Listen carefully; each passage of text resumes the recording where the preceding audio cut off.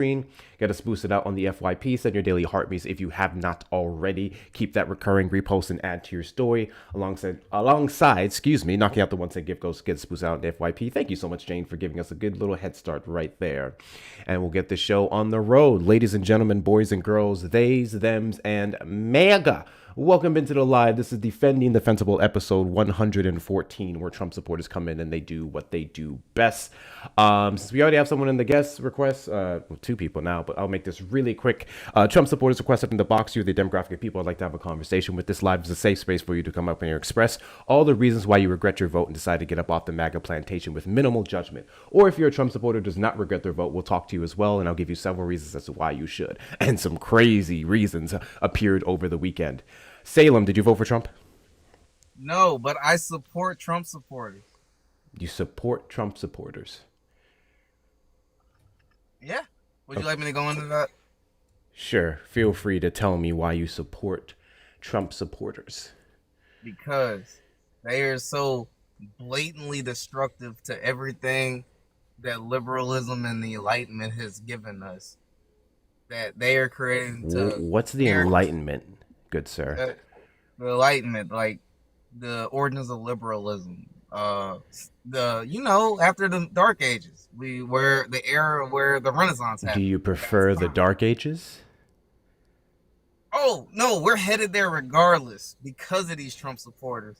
But hear me out. But you support them. Yes. Okay, Why? so you're an accelerationist. Yes. Bye. Let me tell you guys how I feel about accelerationalists. You guys have no stake in the game. You don't understand the impact of your wants and needs, and you just think it's really inflammatory and gets people moving online, when ultimately in practicality you'd be one of the first people who would buck in. Johnson, did you vote for Trump? Yeah. And do you regret your vote? No. Okay, cool. So I'm going to ask you to stop chewing in my ear before we carry on with this conversation. Oh, my bad. Sorry. I didn't know you can hear that. Sure can. Hear your bags, hear your mouth. I hear everything. Oh, sorry. I'm eating. Okay. I finished eating, though. Fantastic. Wonderful. Great. Why don't you regret your vote?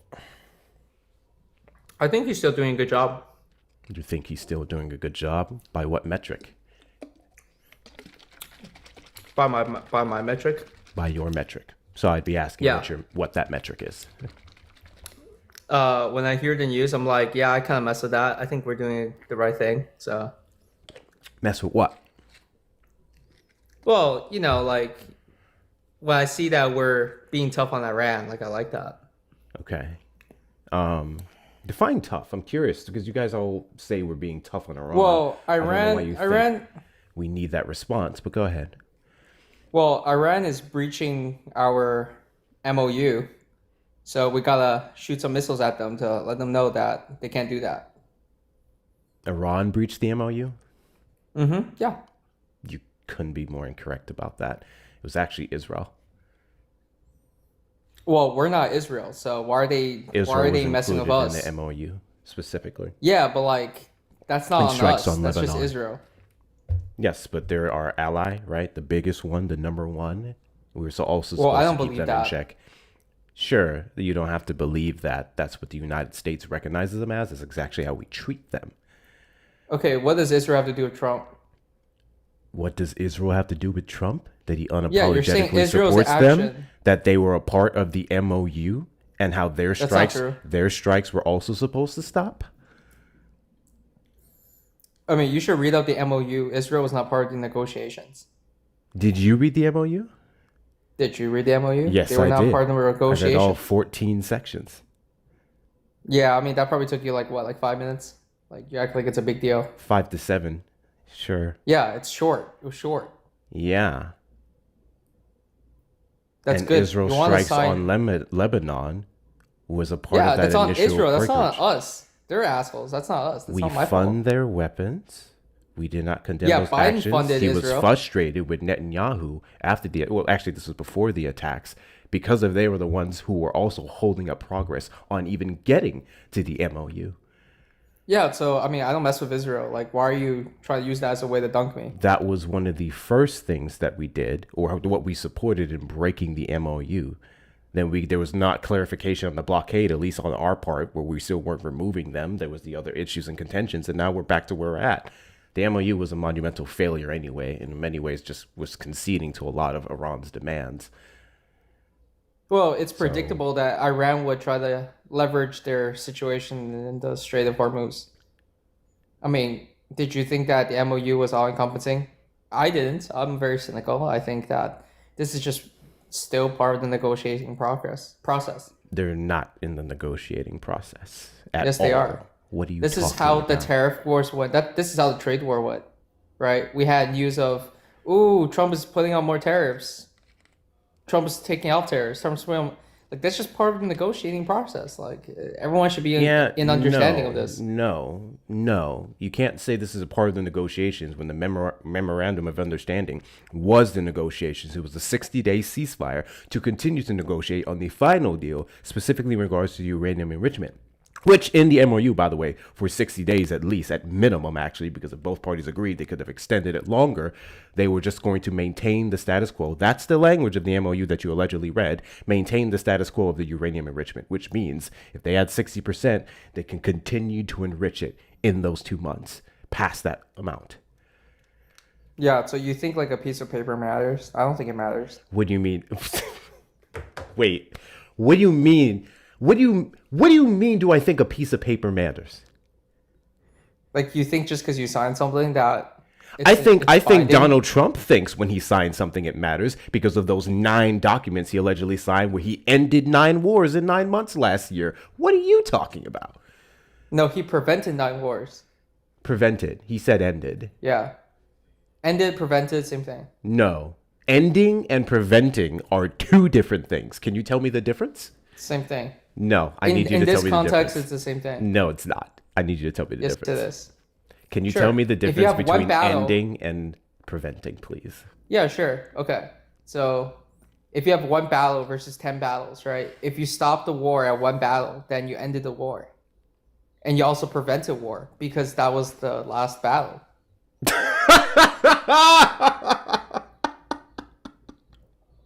Yeah. I mean, people laugh when they learn something new. So I'm glad I'm educating you on this. If you if you end a battle or prevent a battle within a war, you'd be preventing Ending the war. You'd be preventing the continuation of said war. The Yeah. war already was ongoing. You didn't prevent and then you ended a war. The war was ongoing. You prevented the agree Trump ended it. continuation of said war, which would then be a stop. But again, preventing and ending are 2 different things. Yeah, but it's sounding like you're agreeing with me that he ended those wars. No, he didn't. You just said that he ended those wars. No, I said the Trump administration said they ended 9 wars in 9 months by signing Yeah. pieces of paper because you were the one who were trying to negate the impact of the memorandum of understanding which Donald Trump signed. Because you said you think that piece of paper means anything. Yeah, I agree. I don't think that piece of paper means anything. I think it meant a significant thing to the Republican Party, to the Trump administration, when they were touting it around as an end to the war, as an end to the fighting, as a resolution to the issues that we had in regards to uranium enrichment and everything else. So you now trying to negate it is really just seeming like the rambles of a sore loser, which, let me be super duper clear, you guys are losing. Yeah, so anyways, I'm cynical about this, right? Like, you guys think that MOUs mean anything. I never believed that the MOU meant anything, so I'm not disappointed by how it turned out because I anticipated this. You anticipated the United States and Iran not being able to maintain it for 60 days. Yes, So I you anticipated that it was ultimately nothing, and the Trump administration touting around to be this monumental win for his administration was a monumental lie. No, it was step 1 in the negotiating process. Well, no. It wasn't Step touted around 1. as step 1, especially if we're considering all the steps that were taken beforehand and those failures. So no, it can't possibly be step 1. Not to mention, It is step 1. Step 1 of because the we brought them to the table. Step 1 of the negotiations. You guys keep saying we brought them to the table. They were on the table February 26th. Do you know what happened on the 28th? Yeah, we bombed them. Exactly. So not only would it not be because we didn't like them. not only would it not be step one, but then if we're to talk about them being at the negotiating table, we were already there before we started these strikes. I don't think you What's understand. the point of having bombs? If I you don't think use you them? understand the oh, got you. So we just have to empty our arsenal for no reason, right? We don't have to empty it, but we gotta bomb them a little bit. We just got to bomb them a little bit. I mean, we don't have to. Who else? It's Who else? Approach. Who else should we bomb since we have the capacity to do so? Tell me. Well, just Iran right now. No, just Iran. Just Iran. Well, we have a conflict with Iran, right? Who else do we have a conflict with? China. We're not like a military conflict, right? It's more of like Not yet. We don't want them to be too powerful. Not conflict. yet. We're itching closer and closer. Yeah, due to we're not Taiwan. actual enemies. We're more like economic adversaries. But it's more of like a competition between two like equally successful countries. Less about like enemies. Like we don't hate China. I think we Donald just Trump don't want them very to be too much spread powerful. around rhetoric of a hatred for China and made Well, I'm several Chinese. attempts to. Okay. I don't What think do you Trump hates China. What do you think that has to do with anything? Well, I know His people in trade war China with and- China that he's tried to start initially, the rhetoric surrounding them, trying to steal everything here in the U.S., the China Yes. virus, the China virus, It and did the come from and they China. and the what you call it, the hate crimes that increased specifically that during was- end of that was not from 2019 and MAGA. 2020. Yeah, that was not from MAGA though.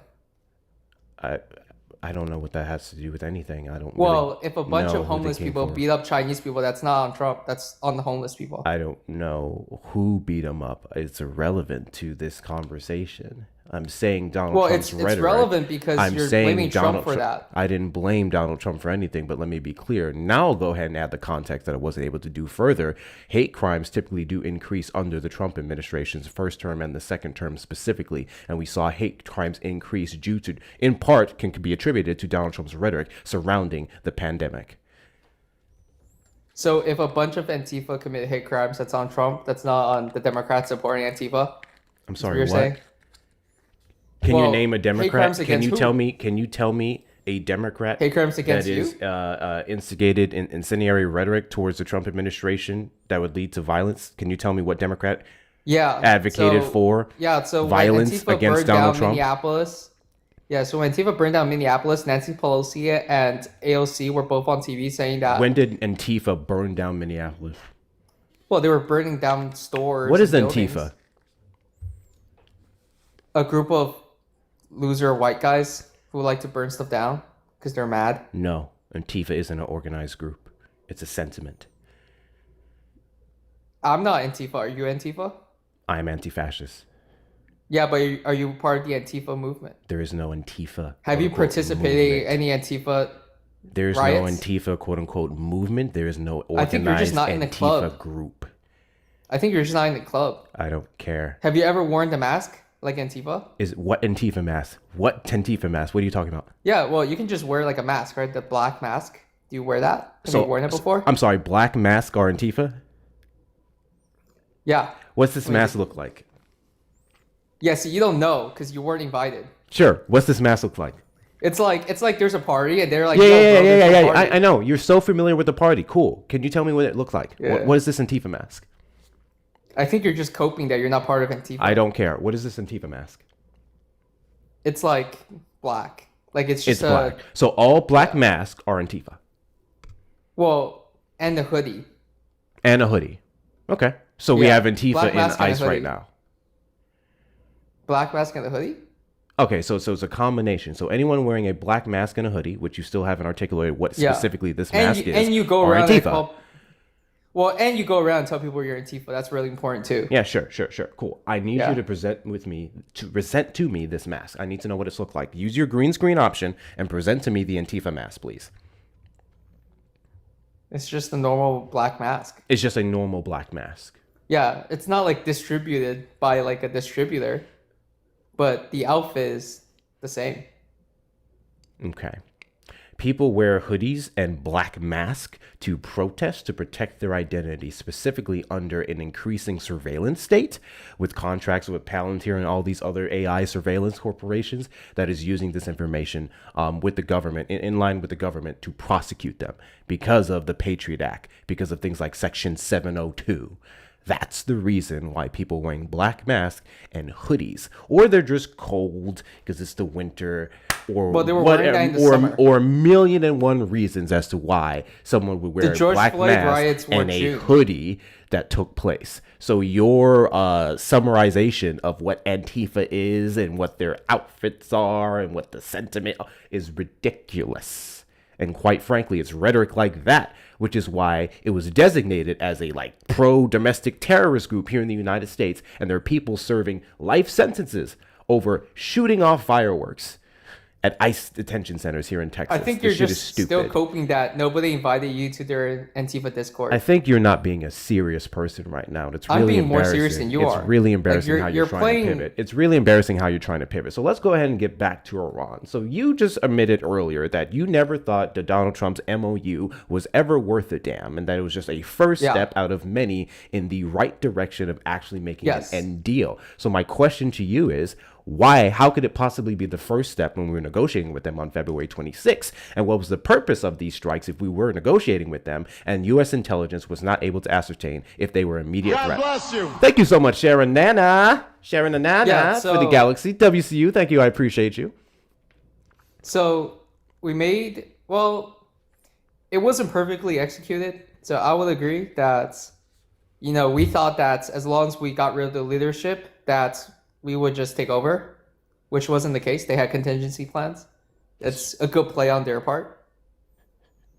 We identified, bless you. I'm sorry. Can you I need you to go back to the fact that you'd be saying or believing, which you'd be correct, I would say, based off the execution, that the United States just thought taking out one guy would solve their problems, and how stupid that would be.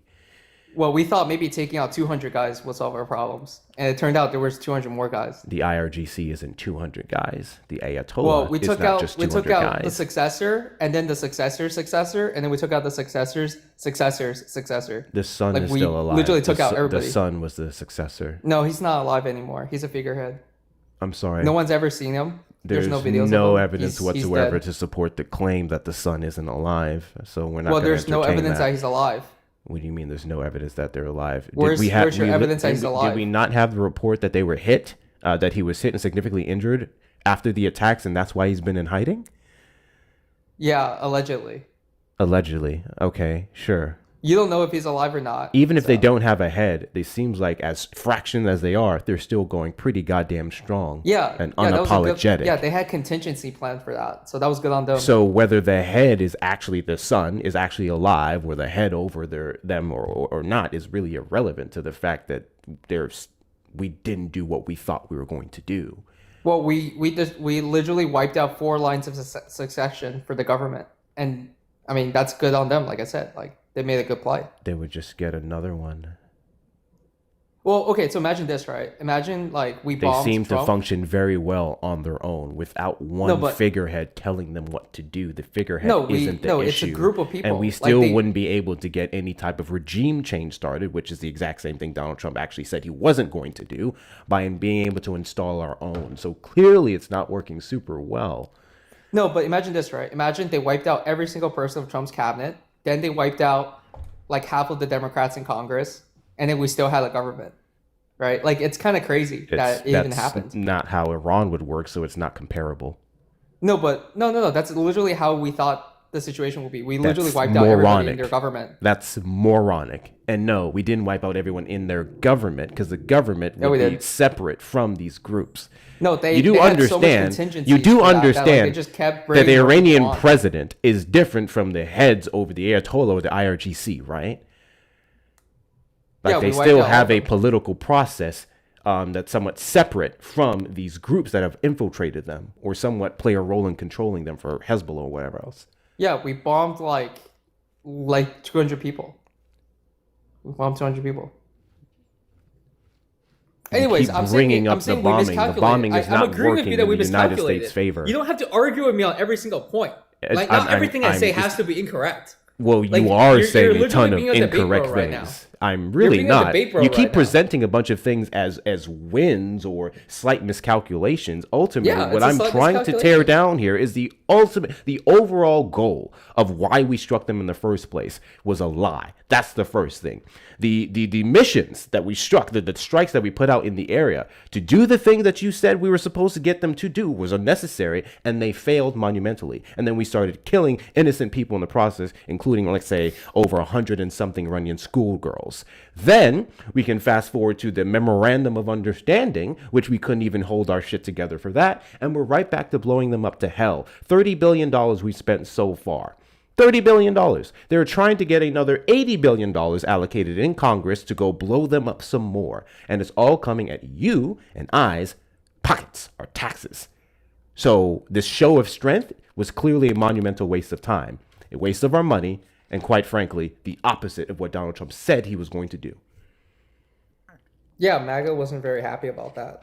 No new wars, no regime changes.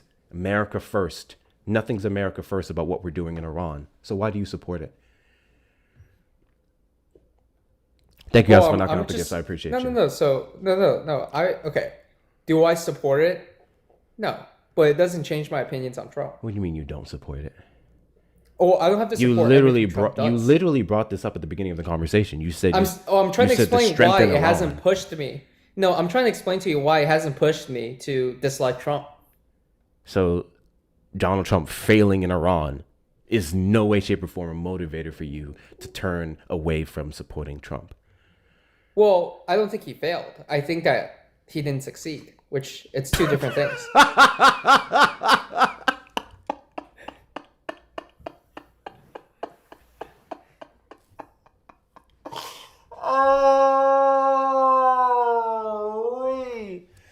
Guys, actually, let me put my note here really quickly. I need y'all's help. I need you guys to remind me. I'm gonna put it in the Discord chat, but I need you guys to remind me to make a Cope sticker. Can you guys remind me to make a Cope sticker, please? Because what?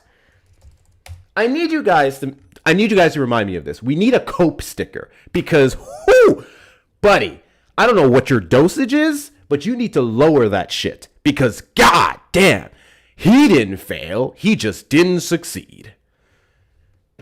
Yeah. But he could succeed later.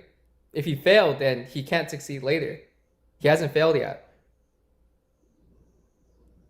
The Trump administration's action in Iran, their continuous failure shows that he is the president incapable of being able to make a simple deal that the Obama administration was able to do and keep the uranium enrichment by no more than 3.67% for the time period that it was up until the Trump administration, first term, pulled us out of it because they said it was a quote unquote bad deal.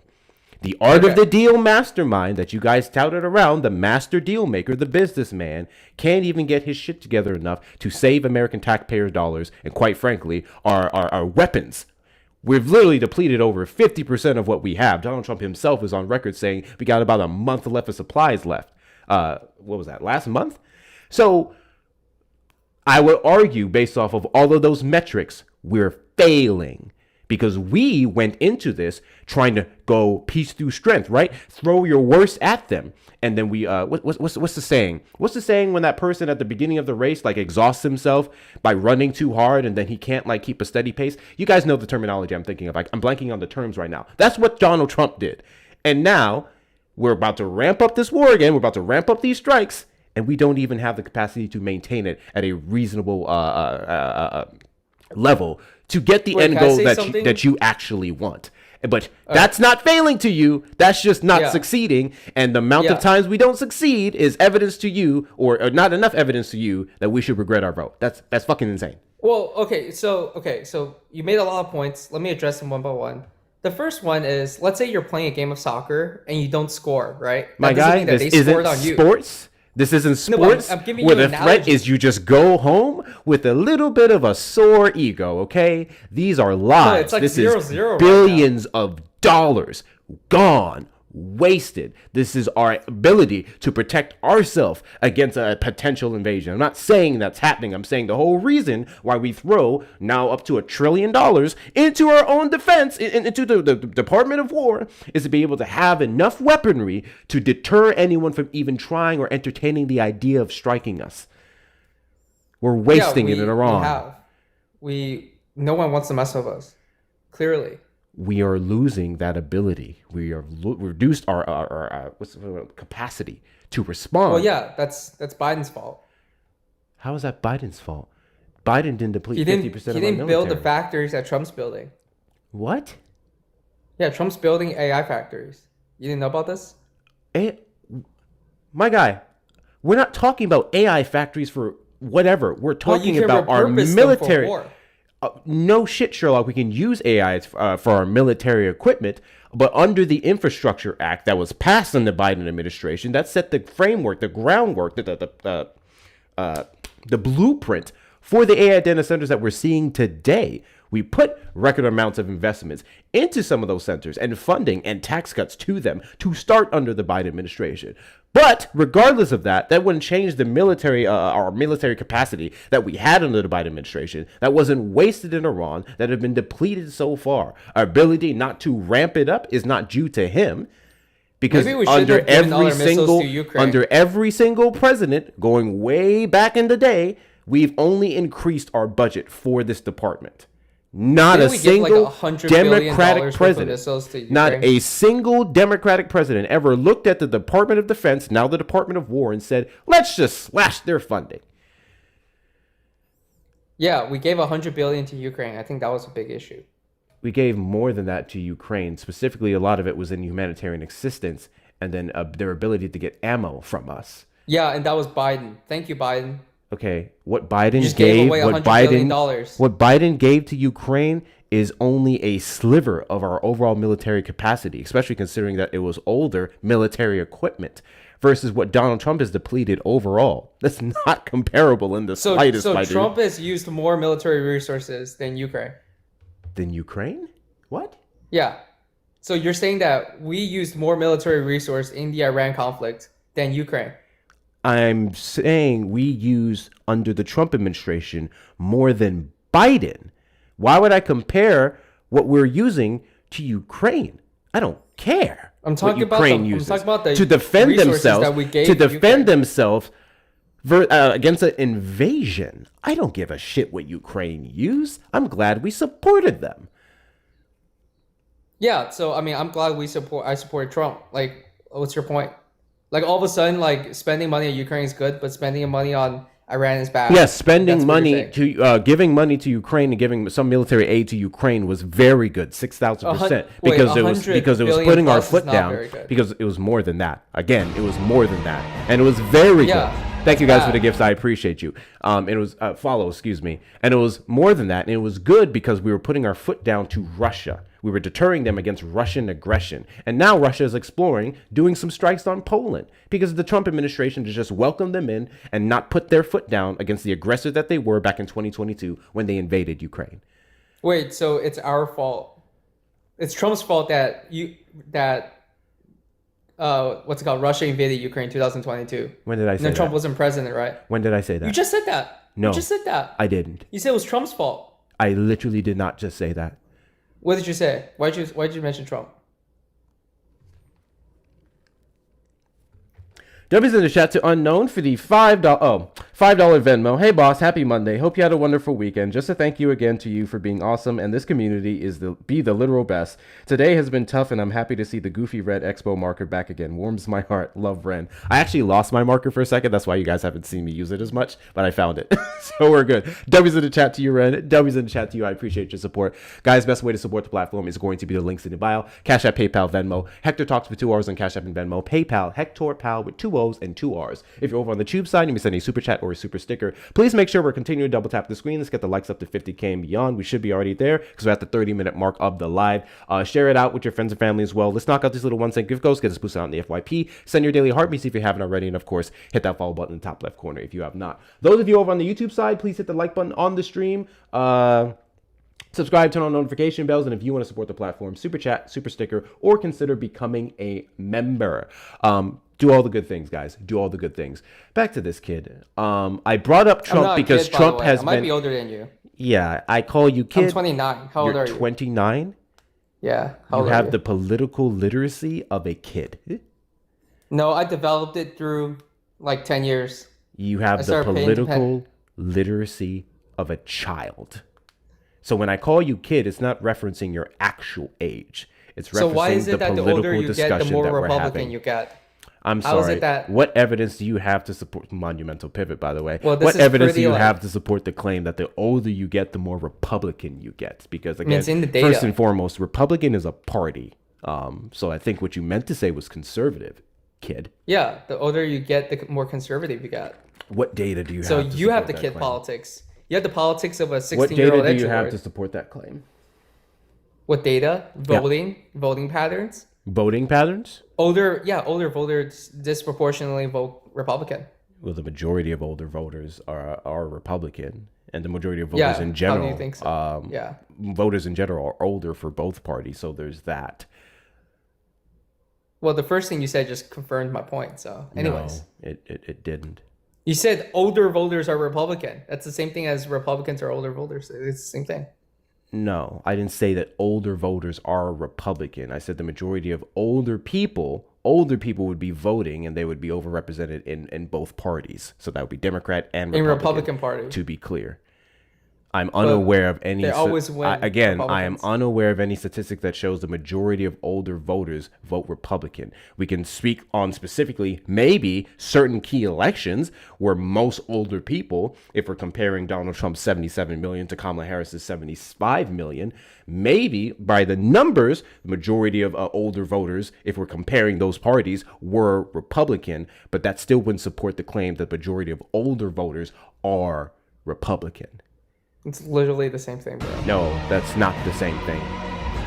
Your inability to realize the difference is exactly what I mean when I said that you have the political literacy of a child. Just repeated same thing twice. I literally did not. All right. Anyway, can you tell me the difference? Can you tell me the difference between what I just said? What can you tell me the difference? There's no difference. You said the same thing twice. What did I say? You said the majority of older voters are Republican. And then you said, so that's why the majority of older voters are Republican. I did not say the majority of older voters are Republican. This is the second time now where you said I said something and I did not. This is the second time now that you have misrepresented my entire argument. And if I did, actually, fuck this. Hold on, we have the playback. Hold on. Johnson, did you vote for Trump? Are Republican. This is the second vote Republican. Well, the majority of older voters are Republican, and the majority of voters. Yeah, the majority of older voters are Republican. Okay, correction. I was finishing up. First off, you ignored everything I said after that. I was clarifying my point. Hey, my guy, I'm conceding. I'm conceding. You're correct. That is exactly what I said. I followed up with clarifying what I meant to say. Literally after it. I am conceding. You are correct. I did say that. Thank you. Correction. We cool?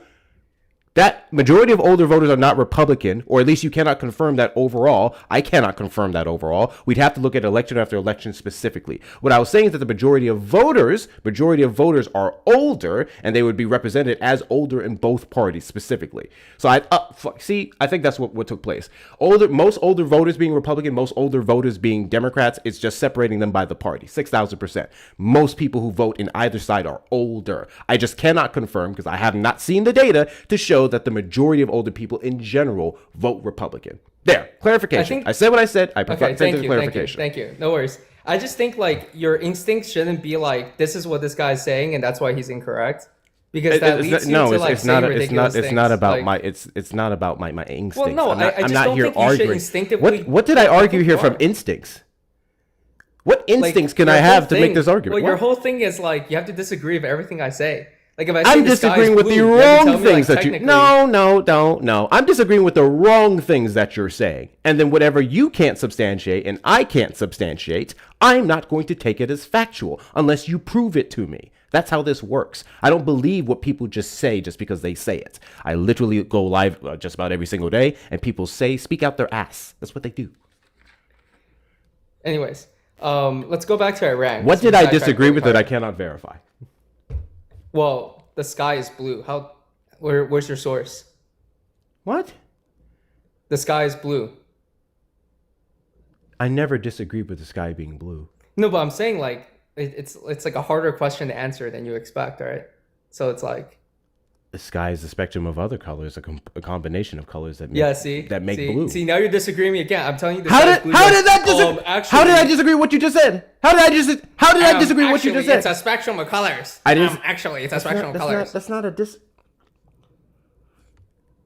If you said the sky is blue, and then I said it's a spectrum of colors, and a combination of some of those colors make up blue, that's not a disagreement.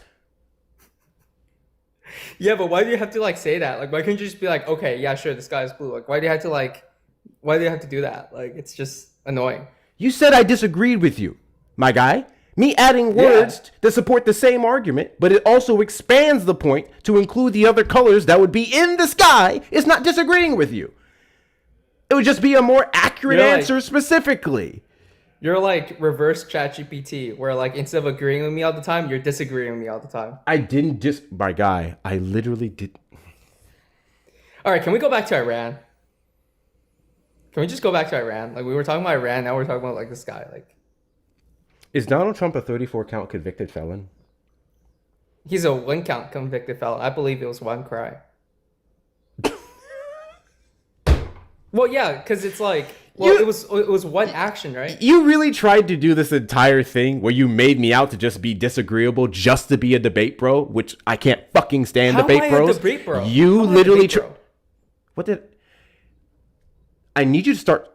Chat. I need you to start listening and comprehending the words coming out of my mouth. I never said you're a.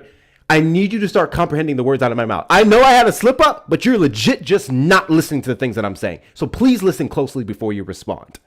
What I said was, you're trying to make me out to be a debate bro. Oh, sorry. Which is someone who just disagrees with shit for the sake of disagreement. That couldn't be more wrong. I am disagreeing with the large majority of what you've said because the large majority of what you said has been wrong. And then you, in the instance where I brought up something that is objective, 34 counts is what he was charged with of fraud, falsifying business records.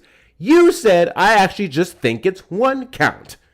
You just did the thing that you accused me of doing. Can I clarify? Sorry. Well, I think it's 1 count because it was one action and they stretched it to 34 charges for like every $10,000. So I think that was kind of unfair. Because every $10,000 over the limit was a separate charge. So because he transferred $340,000. That's the law. Yeah, but like you're making it seem like he did more than he actually did. He did one thing, which is transfer $340,000. He didn't transfer $340,000 400 times. Like, you see how like it's different? 34 counts is 34 counts. It's all fraud. Well, it's one count of fraud. It's not 1 count of fraud. That's not how the law is written in New York. Based off the amount that you gave. If it's over this amount and it's tracked this many amount of times, it is an additional count. Okay, let's say you gave $10 to your friend and your mom wasn't happy about that and she grounded you 10 times because each dollar counted as one separate offense. Like, don't you think that's unfair? Like, I don't care about your hypothetical and how a family dynamic of punishment for a child would work. I'm just simplifying it for a you. law or for fraud laws in the state of New York. Those are 2 different things. Well, can we not be reasonable and critique the law and say this is kind of ridiculous? I don't see what's unreasonable about the law. The the state of New York heavily penalizes people who falsify business records, people who engage in fraud or the misrepresentation of their financial records. It is to crack down, right? It's that show of strength to crack down on people with capital who try to benefit from the system. Why do you think that's a bad thing? Well, first of all, he paid her his money.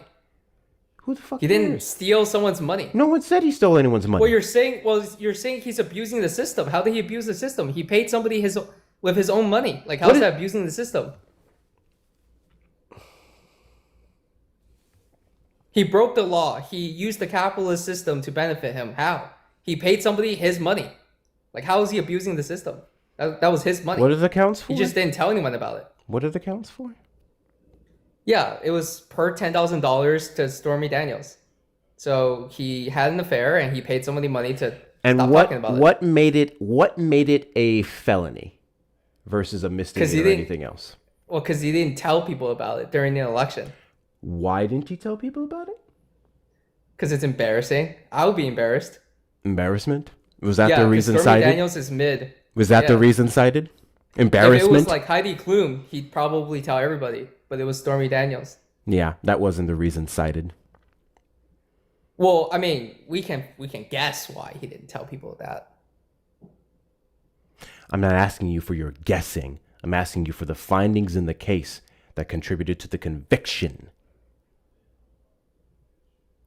Okay, what was it? Hush money. It was his money, you said, correct? His money from where? His bank account. His bank account.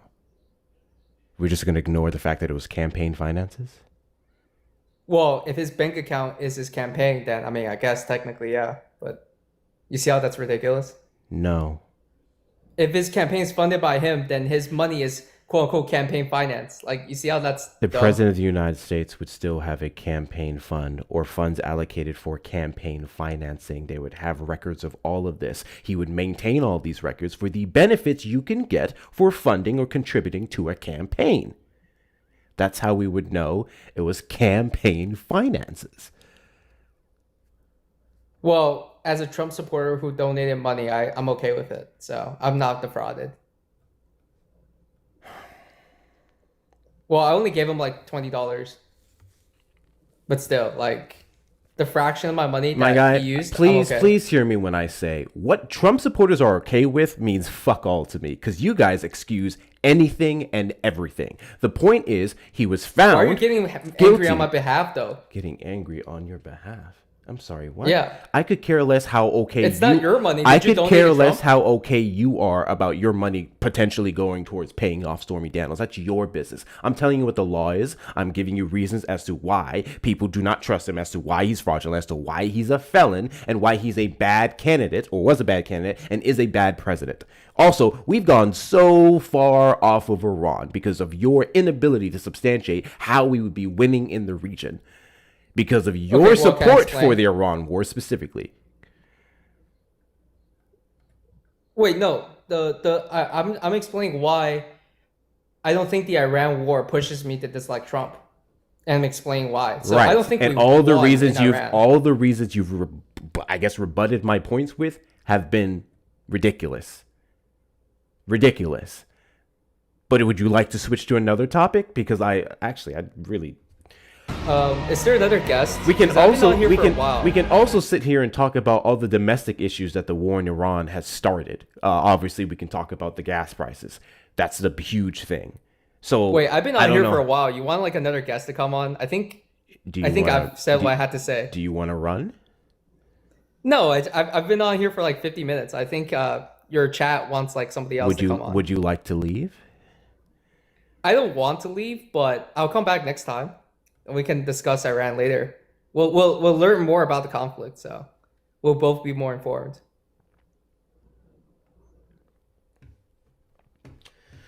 Trump supporters request up in the box you the demographic of people I'd like to have a conversation with. If you're over on the tube side, you can call the number on screen, 737-295-5321. I am curious, though, and I'll just settle this right here and there. I am curious to see, do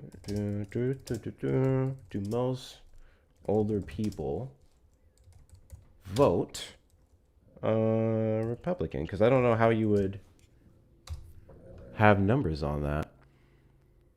Oh, that's interesting. PCW sounds like you're sleeping. So I'm not sure what that's about. Let me get somebody else up here in the box. So I don't know where he would get that information from. However, just through a quick search here. Let's see. I'm looking at a poll Voters 50 to 64 lean Republican, voters 65 plus lean Democrat. I feel like this poll alone, granted this would be one of many, this poll alone would kind of negate the point that he was trying to make here, because if at these different age parts we can see it fluctuate from Democratic to Republican, then you can't overall say most older voters vote Republican. That was my point overall. We can look at elections specifically, and that's the best we can do. We can say this election and this election, maybe more older people voted Republican, more older people voted Democrat. That's the best we can do. That's the best we can do. If you guys are not following me, hit that follow button in the top left corner. We are live every Saturday after 3 p.m. CST and randomly throughout the week. Also, share out the live with your friends and family as well. Repost and add to your story. Please make sure you are double tapping the screen. Let's get the likes up to 100K and beyond. Please show the algorithm to be here. Call from Brad Sexton. Brad, you're on the line. Hold for a moment. Thank you guys for knocking out the goals here. I'm going to go ahead and get that reset to continue to boost it out and the FYP. And of course, best way to support the platform is going to be the links in the bio. Jay, what do you got? And I see you, Dev. Yeah, I can just give you a quick 30 seconds. This is where my poli-sci degree becomes real fancy. What it has to do with is the party a person registered with in the cohort they're in. So like boomers, back in the day, they registered Republican a lot. The average person doesn't ever change political party. So whatever party they registered in at the time that they entered voting is what they tend to remain forever. That's why a lot of times you'll see like a slant towards boomers being Republican. Gen X starts to get a little less, because however the parties look at the time they entered voting is what they typically remain forever. So, but that will still just be solely be based off the registration and not so much votes. Correct. But that, like, you can pull up, there's Pew studies on this. There's actually peer-reviewed political science studies on it, and that's what we typically find in political science, is a lot of it is based on what you registered at the time of voting, and that's going to be influenced by what the big party image was at the time. So the reason a lot of boomers tended to register Republican and remain Republican is because back when they entered voting, we figure when they were 18, 19, 20, that's when the Republican Party was like the Union Party back then. That was when they billed themselves as like the Workers' Party. Gen X, same thing. And a lot of this also has to do with affordability of the era, because those were both also much more affordable eras. Not you. So we can see here there's some Pew research that was done April 19th. The Democratic Party holds a substantial edge among younger voters, while the Republican Party has the advantage amongst the older groups. That's what political scientists are predicting, is that as our generation and Gen Z and Gen Alpha age, we'll watch that exact same demographic where the older people skew Republican now will flip as we get older, because the majority of young people in our generation and the next two, at the time they registered to vote, registered Democrat. Correct. And to be clear, even in this study here, Ren, this is based off of the registration. So again, those are two different things. But yes, we can say after registration, more people are registered conservative or Republican, excuse me. Sure. But that's a separate argument. Thank you very much, Crow, for coming up and clarifying that. I appreciate you, man. Have a good one. HB, did you vote for Trump? Hi, so I'm a dual citizen. I'm British and American. Calling on the line, did you vote for Trump? Yes, I did vote for Trump. Yes, yes, I did. And do you regret your vote?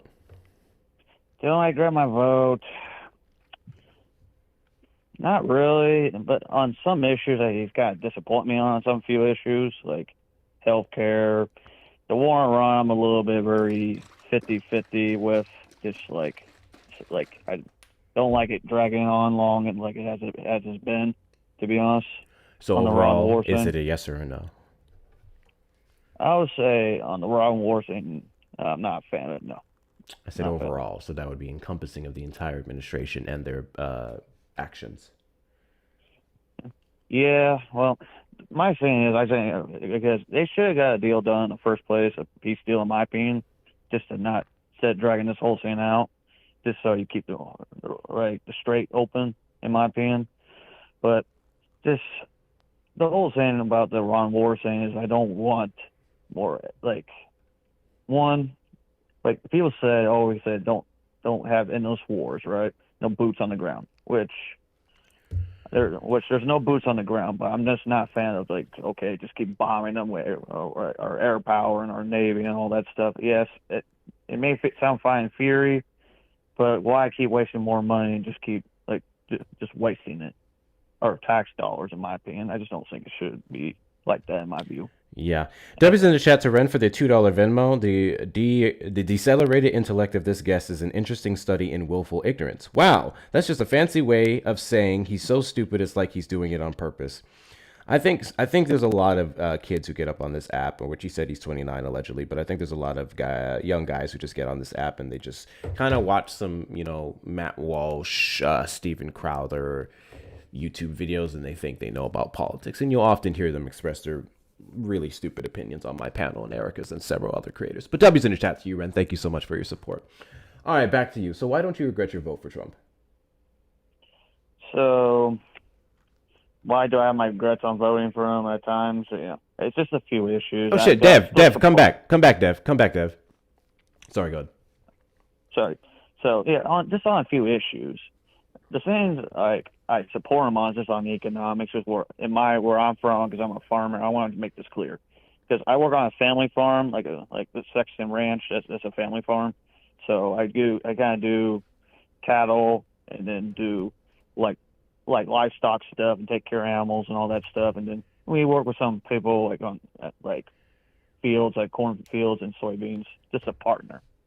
So all that stuff and some other issues, like culturally, I'm just a little bit rightly on most things, but some things I'm a little bit moderate, like a little bit open-minded and tolerant about, in my opinion.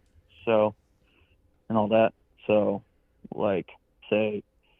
on drugs, I'm really open-minded on that. And then when it comes to the whole, people kind of judge this like a controversial issue. Okay, so Donald Trump had to allocate $12 billion to help spare farmers from the negative impacts of his unconstitutional tariffs in December of last year.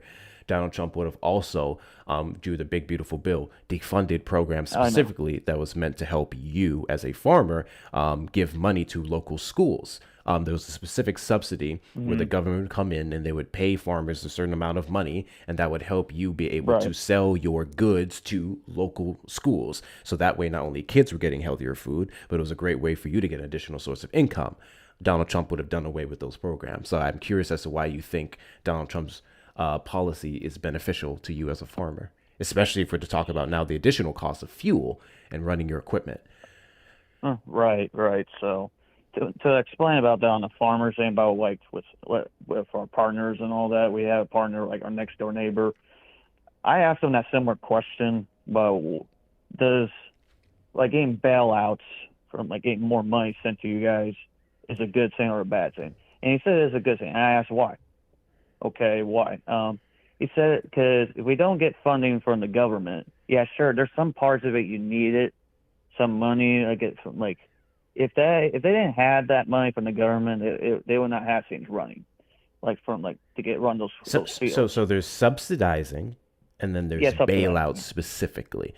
I have no issue with subsidizing farmers. I don't have issues with majority of subsidies as a whole, unless we're talking about corporate ones. Depending on the subsidy. But bailouts are different. Bailouts, specifically under the Trump administration's first term and second, were due to his actions, specifically with tariffs and how they negatively impacted you, to where he's now having to come out and save you guys from things he wouldn't have had to if he didn't do the tariffs.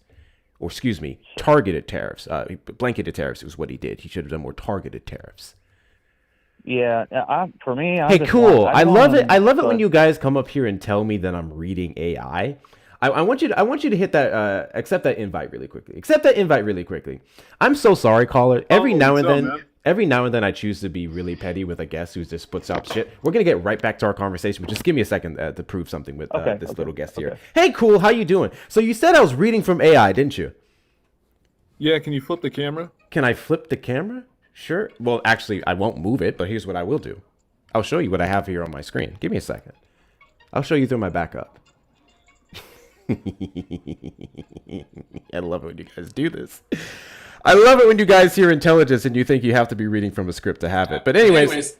So this is my little screen. Here's my little light. There's my little phone. That's my camera. And this is what I have here. This is TikTok. This is the last thing I Googled, which is a specific number of the Trump bailouts. This is my YouTube screen. This is my Discord. There's my bottle of water. There's my ice pack on my computer wrapped in paper towel because my computer's getting old and it overheats. Yeah. So where do you see Chat GPT anywhere there? Do you see that? Could you show all of the internet browsers? Because it could be overlaid. I literally showed you. Look, right here. Right here. This will show you, right? Those two tabs. So here's defending indefensible. God bless you. On the YouTube side, right? This is the YouTube tab. This is my instance website, which is my sound bites, and this is the call, and this is TikTok live, which is the Tickfinity, and then this one is just the Trump farmers bailout that I looked up the specific number. Those are my tabs, buddy. So what were you saying about reading AI? I still think you were reading AI, bro. Of course you do. I saw Of your course eyes you go do. left and right, bro. Yes, my eyes go left and right because I'm managing different screens and different tabs. Yes, I'm reading my YouTube chat. I'm looking at my TikTok chat. I'm also have my text over here. I have my Discord chat that I'm updating. That's what happens. In fact, I'm going to get a third screen. So you guys are going to see my eyes go over here too. That's what we do as creators. We need multiple monitors to manage all the different things that we're managing.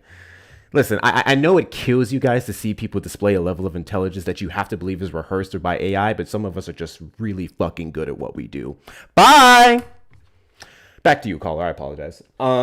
So, what's up, Facts? W's in the chat to the Facts Raid. W's in the chat to the Facts Raid. I appreciate your support. Sorry, guys, I had to flex real quick. So, yes, I wanted to finish this. There's this difference between subsidies and bailouts. Right? Subsidies I have no problem with. Republicans, not so much. Right. But subsidies I have no problem with, especially for farmers. You guys are literally the backbone of our food. We need that shit. So by all means, and you guys don't make enough in many cases. And then we can also talk about the deportations affecting your workforce. And then that could put you in a predicament as well, which I'm not saying I'm for undocumented migrants working in fields. I am saying if we're going to go about this a certain way, we have to also make sure we're taking care of the farmers. So that's the difference. Yeah. So I think, in my view, I think it's important about what comes to the farmers and all that stuff about like working in the fields and all that stuff. Thank you, Anna. I appreciate you. Thank you, Jen. You can hear random gifts go off sometimes. So, okay.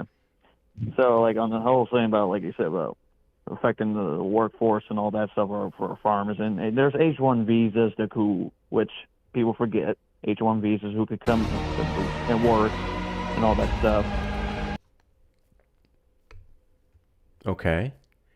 And then, so, like, because you could get work requirements and all that stuff. And we still have that deal for work requirements for H-1 visas, for work requirements and all that. And that's part of it here in Missouri. We got some of that here. And then sometimes it's like regular American workers who do it themselves at times. That's just how, it's just a mixed bag, I would say, when it comes to how it's done around here in Missouri. So, in my view. So, clarification, H-1B visas are not for agricultural work, or at least not for regular, I guess, hand picking or stuff like that. That would be more so for the highly I think that's what educated or specialized fields. Yeah. So the majority of those people would be American workers, to be clear, versus H-1B visas. I don't think we have a lot of applicants for that, specifically in agricultural science, depending on the industry. So just want to add that clarification. The visas that you'd be referencing or the other work programs specifically for people who would be going out,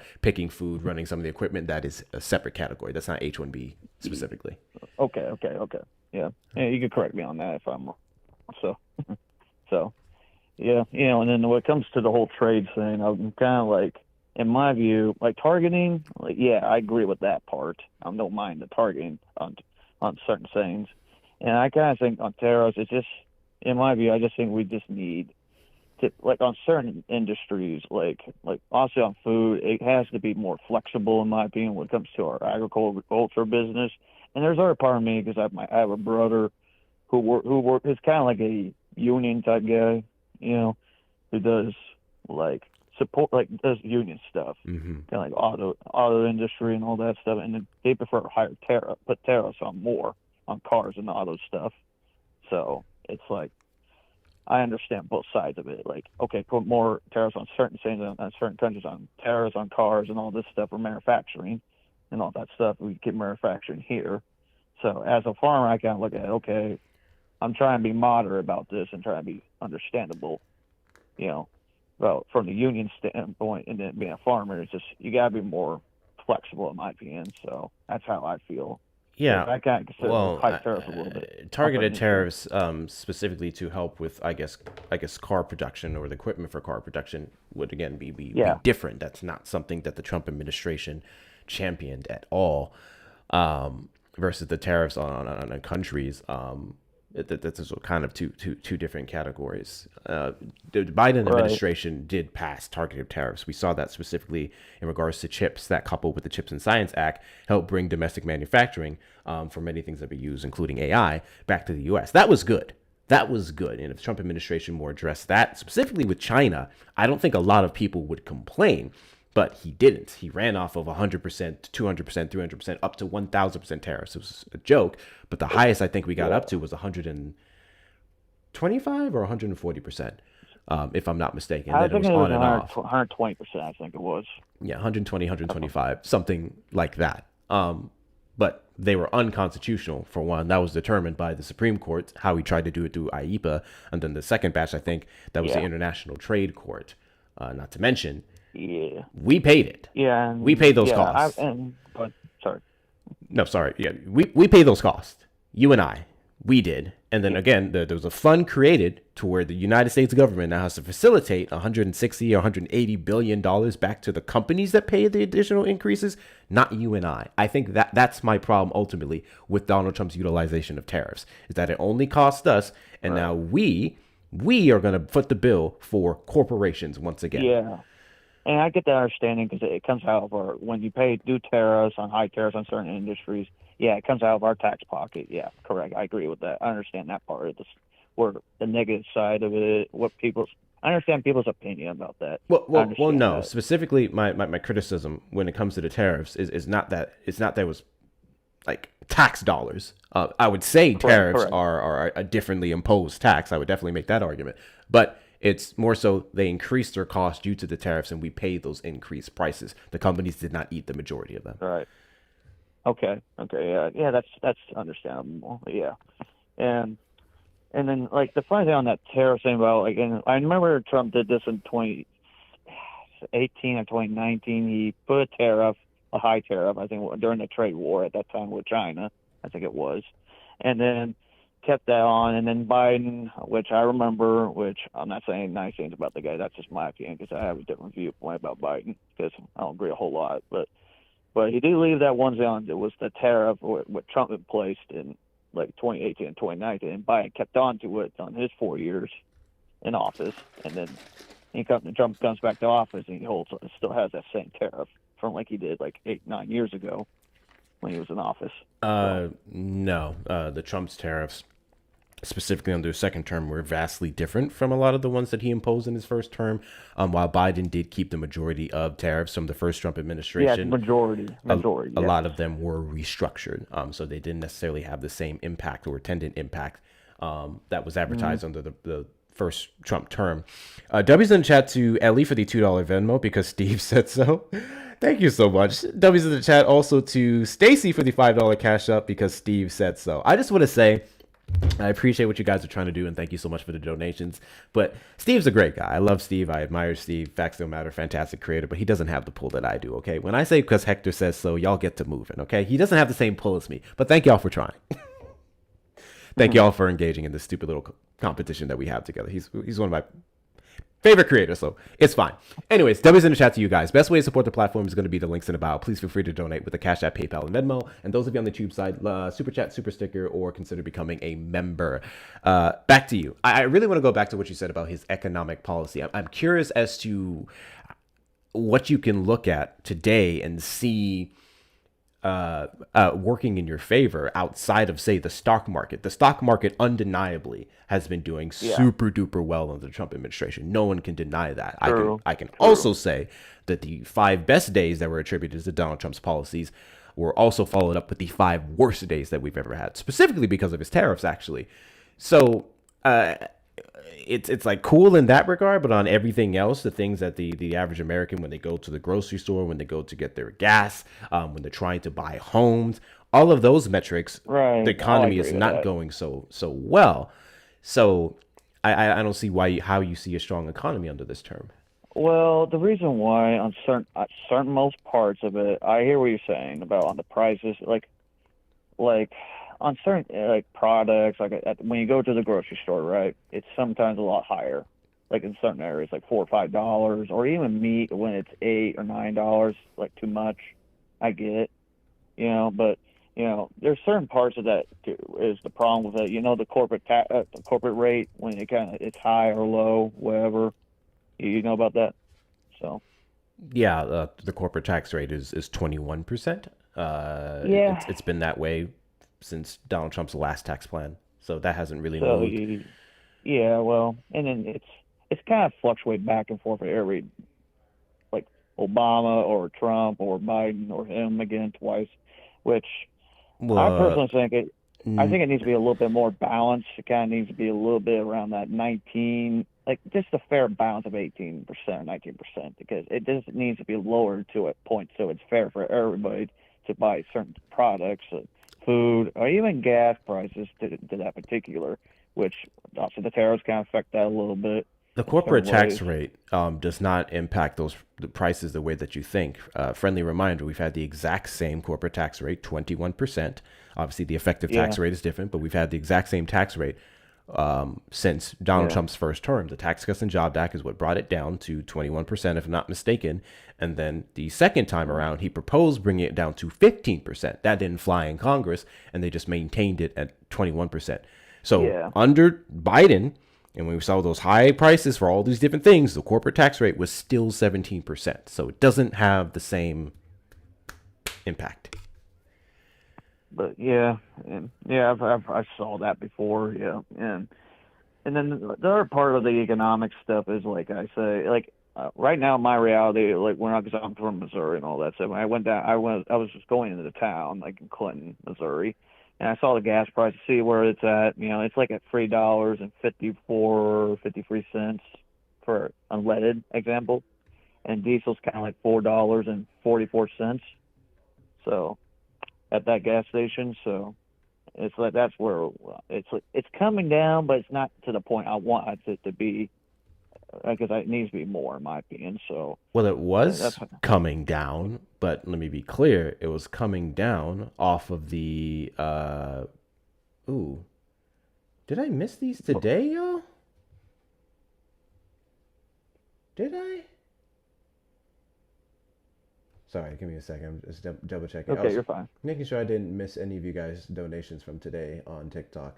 I don't know if the dates are mixing up or if I missed some super chats. If anyone sent a super chat on YouTube, I apologize. I didn't see them, and the app is glitching, so I don't know. But thank you guys. I appreciate you. Just in case I missed anything, and I know there's like the little digital gifts, so thank you guys for those. Okay, back to you. Okay. Gas prices came down, or at least they did initially before we started blowing them up to hell again. However, they came down from they increased from. We saw it hit the national average high of $4 a gallon, which we didn't see which we haven't seen since November of 2022, due to Donald Trump's war in Iran. And even with some states suspending their own taxes, their own gas taxes and everything else, they haven't. What's up, Ford? They still haven't came back down to what it was before February 28th. So we're still paying additional costs, and we're going to continue to pay those costs, and they're going to continue to ramp up with the actions. We're not really going to get much relief there anytime soon. I have a hybrid, so I'm a little bit better off than some of y'all, and I really don't drive much places. The rest of y'all are fucked. Right. So point out, y'all all fucked. I wish y'all the best. Right. And so people will counter about that argument about the whole Biden thing about because in 2022, people during that summer in 2022 would kind of like say, like the gas prices at that time was kind of like $5, $4, like, all that stuff. And people kind of were like, I was hearing from were kind of pissed off about it. I said, why am I paying this much gas for that kind of amount, per gallon? Like, say, if I'm filling up like 50 gallons of a tank, and it gets up to 100 or 40 or 150 bucks. And people are going to say, like, okay, you're raising prices up, and then they kind of blame Biden for that, and that's how people felt at the time. Honestly, you can look at it in both ways. How what party does better with that and all that stuff. It just depends, you know. Not and really. I can't always say. Historically, the economy has been run better under Democrats. 10 or 11 out of the last 12 recessions that we've had have been under Republican rule. Well, It's just that's debatable. That's debatable. Those are just the mean, numbers, man. Don't know what else to tell you. Excuse me, well, 9 out of the last the way 12. I Thank you say for that, it. the reason why I say that is because, in the '90s, Bill Clinton had a good economy. In the '90s, right? And we could look at those numbers. Thank you, Noel. Yeah. So Bill Clinton had good numbers in the '90s, right? It was great. Yeah, and we all know. And then there was another president like JFK, who's if you go look up his videos, I'll bet you, look up his videos. He said about tax cuts back in 1962 or 61 about how it helped the economy and boost up the numbers. So if you look that video up, it's on there on YouTube. I mean, by the way, no one's denying that tax cuts have long been associated with nominal wage increases. So long as inflation doesn't outpace it, it typically is fine. But when it does, it's not fine. And with the Trump administration, again, Donald Trump's actions specifically negated the positive impacts of wage increases from 2025. Inflation's at 4.2% right now. Last I checked, and then we saw nominal wage increases, which was 3.5, 3.6%. Your dollar has less value now than it did at the end of Biden's term. Right. Yeah, and there are some ways that tax cuts work in some ways, and some ways it does not. So, and it depends where you're targeting at. Like, yeah. I don't mind tax cuts, but the tax cuts have to be concentrated to the lower and middle class predominantly. Yes. And I don't mind it being put towards the corporations and the 1%, so long as the American citizens are getting in return. Under the Obama, I believe his corporate tax rate was 35%. He actually supported reducing it to 27 or 28%, specifically if corporations were able to show some type of proof or provide better benefits for their employees. So there's Obama going, we'll give you all these breaks. You just have to make sure you're taking care of people. I have no issue with tax cuts for corporations when it comes to innovation, when it comes to the betterment of their employees, not just broad blanketed ones just for their existence because they fuel the economy. We've seen that 50 trillion, more than 50 trillion, actually transfer of wealth when we look at the 70s to now from the lower middle class to the 1%, an 80% increase from the top 1% just from last year. That doesn't benefit you and I.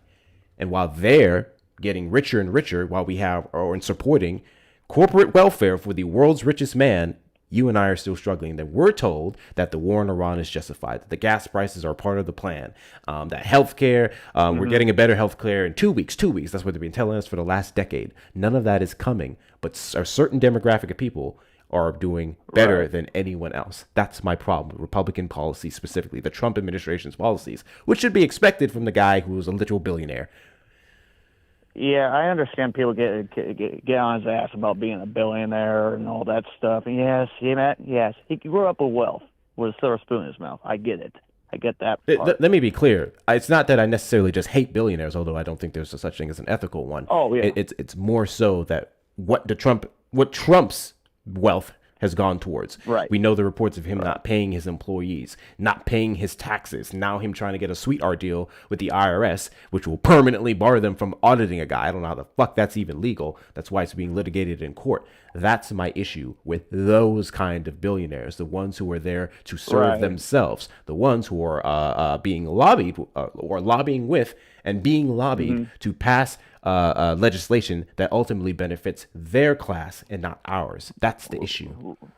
Okay, so I understand that point of view about just from seeing from a moderate viewpoint. So yeah, I get that point.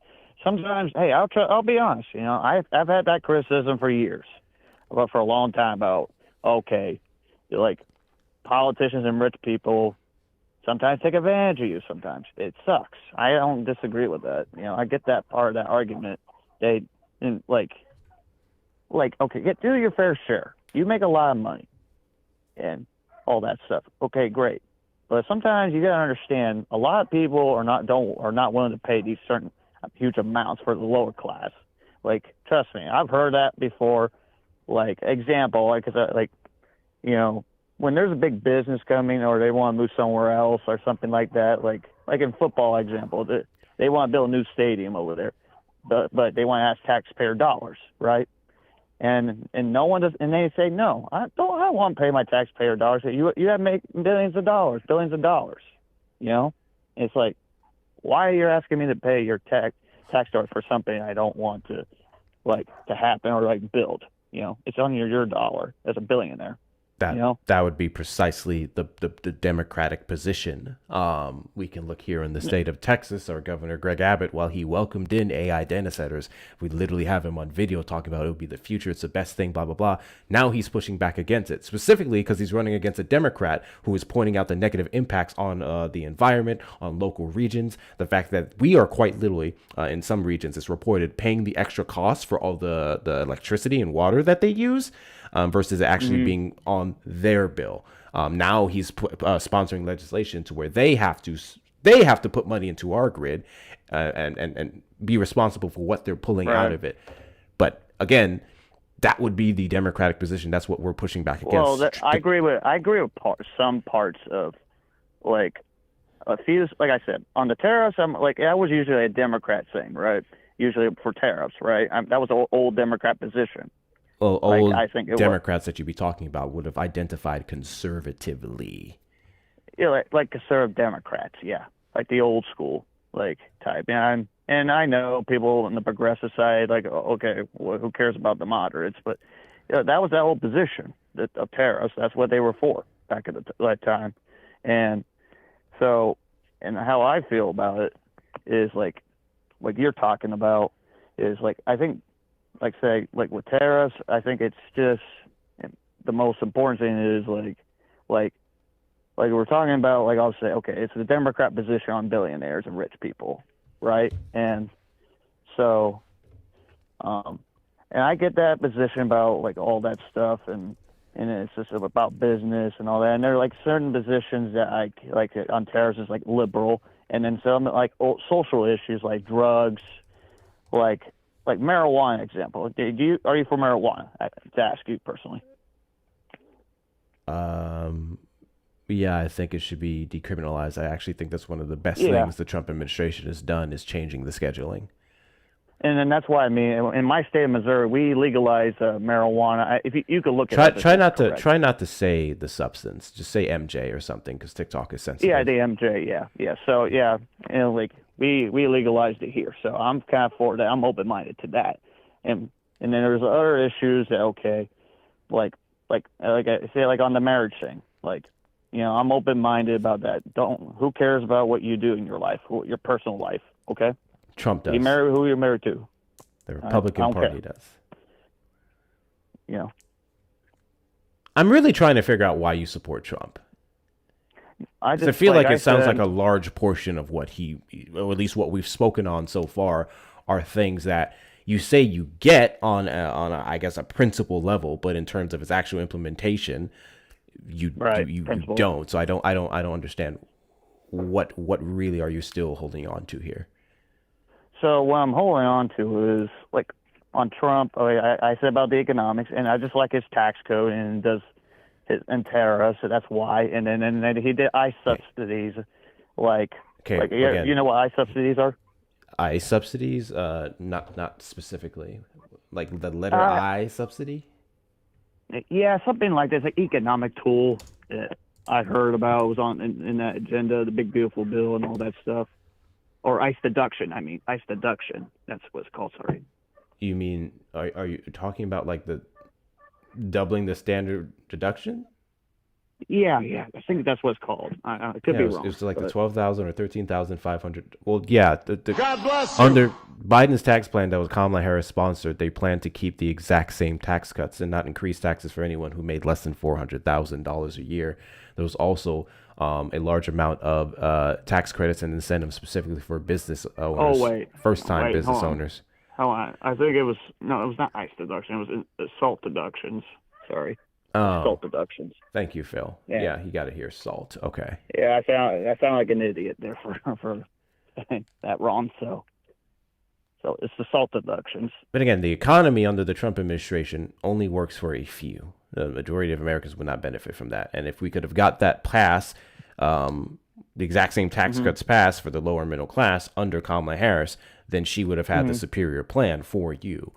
Your farms aren't necessarily better off because of Donald Trump's negative impacts on that. And you can say, sure, I got an extra check from the bailout. That's fine. But it's a bailout that you would not have needed if he didn't do what he did. Again, it's a mixed bag. I would say. I'll be honest with you. So we can also talk about the other things that he would be doing to negatively impact you. You said you're a farmer, right? Or you work for a farm? Yeah. I work on a family farm, and like the Sexton Ranch is a family farm. So, and then we work with someone like a partner out in the soybean fields and corn fields, like partner up. So yeah, Donald Trump especially fucked you guys over with soybeans in his first term. So we can talk about the healthcare increases that we've seen under the Trump administration, not only due to his ACA subsidy abolishing, I would argue, but even in the private sector, those costs have increased. We can talk about his actions when it comes to undocumented migrants or even American civilians that are now being harassed, detained, and even killed because of mass vigilantes running around assaulting people, claiming that they don't belong here. We can talk about the Republican Party just completely giving up on the affordability crisis in so many ways, specifically when it comes to home affordability. Donald Trump quite literally said he doesn't want to decrease the cost of homes, or at least not for quote unquote lazy people who didn't earn it, and then to slash benefits that American taxpayers were supposed to benefit from, the majority of them being working class people, under the guise of fraud. So none of these things have worked towards our favor. So I'm so sorry. You have a very loud background. I'm trying. It's very loud back there. yeah, so sorry about that. So I don't see what metric you can possibly point to and say that we're winning, especially in light of the monumental amounts of bad that's happening. It sounds like a lot of things you support, Donald Trump is going against, and he has no intention of fixing it. Well, and like I said, it's like for me, like where I'm like I'm out here every day, like working out here like 7 to 8, 9 hours out on these farms and all that. Like we're just like I'm not saying there's some farms are getting a little screwed in some areas on the property prices and all that stuff, and there's there's things that we get complaints about. It's just all like when our property like taxes go up, it's just kind of like, yeah, why am I paying this much for that property and all that stuff? And there's always complaints about that, and we lose our farms over that stuff. A lot of regulations and red tape and all that stuff, and that's how usually farmers get a little frustrated. And then on the economic front, we're still doing stuff like kind of like soybeans still running and cornfields still running. It's not like, oh, okay, we're getting our ass chewed out here. So, okay. And trust me, your farm doing okay doesn't mean that Donald Trump's actions did not negatively impact said farmers. Well, so far, like around here, it's doing pretty good for me. Just like we're just like above water. None of that negates all the other negative impacts of the Trump administration at all. So I feel like either there's something you're just not saying, or you really don't know what's going on. Which one is it? I know what's going on. I watch the news. I'm not saying like I know. Like, I'm not trying to say the statistics there they're always some are right and some are wrong, and I'll be fair about that. But people sometimes have this kind of problems that okay, what's going on in reality than what it's saying on paper. So I'm sorry. What on paper, inflation is at 4.2%, outpacing wage growth. On paper, 5 to 8 million Americans cannot afford healthcare, and even had to go as far as to reducing their healthcare plans, getting less coverage for some cases, life-saving operations and medication, because of the Right. Trump administration's ACA cuts. On Well, paper, go ahead. manufacturing has seen a 16% decrease from last year, although a large portion of that is just due to AI. On paper, Part of that, yeah. Donald Trump's tax cuts have overwhelmingly benefited the 1% and not you. Paper, the statistics and analysis that we make will only be coming from real life. People don't just make up these numbers. The unemployment rate stalling, which it did see a slight increase, but then stalling at where it's been, in large part the decrease is due to Donald Trump's mass layoffs. That's Right. That's not just paper. That's real. Those are real lives, real jobs. I'm not disagreeing with that. Most of the parts you're saying, and like the ones I always importantly look at is like the unemployment part. And that's the most, like you said, that they drop a little bit, but it needs to be more. It's been the same spot for a long time. I agree. It just needs to be cut, needs to be lowered more, in my opinion. That people need to get more jobs out there. There's more jobs available out here to just be filled, in my opinion. There's a lot of jobs to be filled out there, and people are not taking any jobs. So it's like People having trouble getting jobs, and I also support well, self-employment. no. It's like saying they're not filling those jobs and not really wanting to have those jobs. Like, that's what I mean. There's jobs out there, but they're not being taken. That's what I mean. Yeah, well, a lot Not of ones them, that are taking a lot of advantage them of it. don't pay enough, and many of the efforts that were passed under Biden to increase that job employers pool of people to pull from to fill the position were done away with under the Trump administration. But There's other mixtures of like a part of Trump economics. Like for restaurant workers, they no tax on tips. You know about that? yes, no tax on tips up to $25,000. That is temporary versus the corporate subsidies and tax cuts are much longer than that. That would be literally an example of my point. How the things for us are temporary and little carrot in the stick to get you involved or get you to support Trump versus who we're actually funding behind the scenes. And I would argue with a country that's about to be $41 trillion in debt by 2027, there's only so much more tax cuts that we can afford to give people. Mm-hmm. Hey, it could be accurate and sometimes, and like I'll say this, I think doing like no tax on tips, in my view, is a good thing for restaurant workers and bartenders who could keep more of their money. Yeah, Yes, Kamala Harris had the said exact same plan without the massive subsidies to some of these corporations. Mm-hmm. Anyway, I think we've exhausted this conversation, man. I think you have some figuring out to do where there's something you're not saying. So you enjoy the rest of your night. Like just rambling. It was just rambling. I think you guys should be able to better articulate why you support Trump. I think you should be able to get straight to the point and not all the points you bring up being just wrong. Like the economy, you guys had the economy in his first term, 6,000%. You guys had the economy in his first term. But even then, I would still push back against it if you look at some of the impacts of some of his tariffs and other plans after thank you guys for the follows. After 2018, the pandemic saved his ass. The pandemic really saved his ass. But sure, some of those numbers were good. You guys maybe had that in his first term. This time around, if you cite the economy, you're just closing your eyes. You're closing your eyes. You're plugging your ears. You're not paying attention to shit around you. I literally just was reading a poll on this today. Hold on. This was done by The Hill. This was a 95%, and this is before we resumed operations in Iran, strikes in Iran. 95% say U.S. is in an affordability crisis. This was posted on the 8th of this month, just 5 days ago. Like, yeah, and exactly. He inherited a good economy. He did that under Obama, and he did that under this term. And once his policies actually came into play, this time around, you started to see it fuck up. John. John, you're on the line. Did you vote for Trump? I did. And do you regret your vote? No. Why is that? Because at the time, with the candidates we had available, I did not feel the other candidates, had as strong of a campaign, frankly.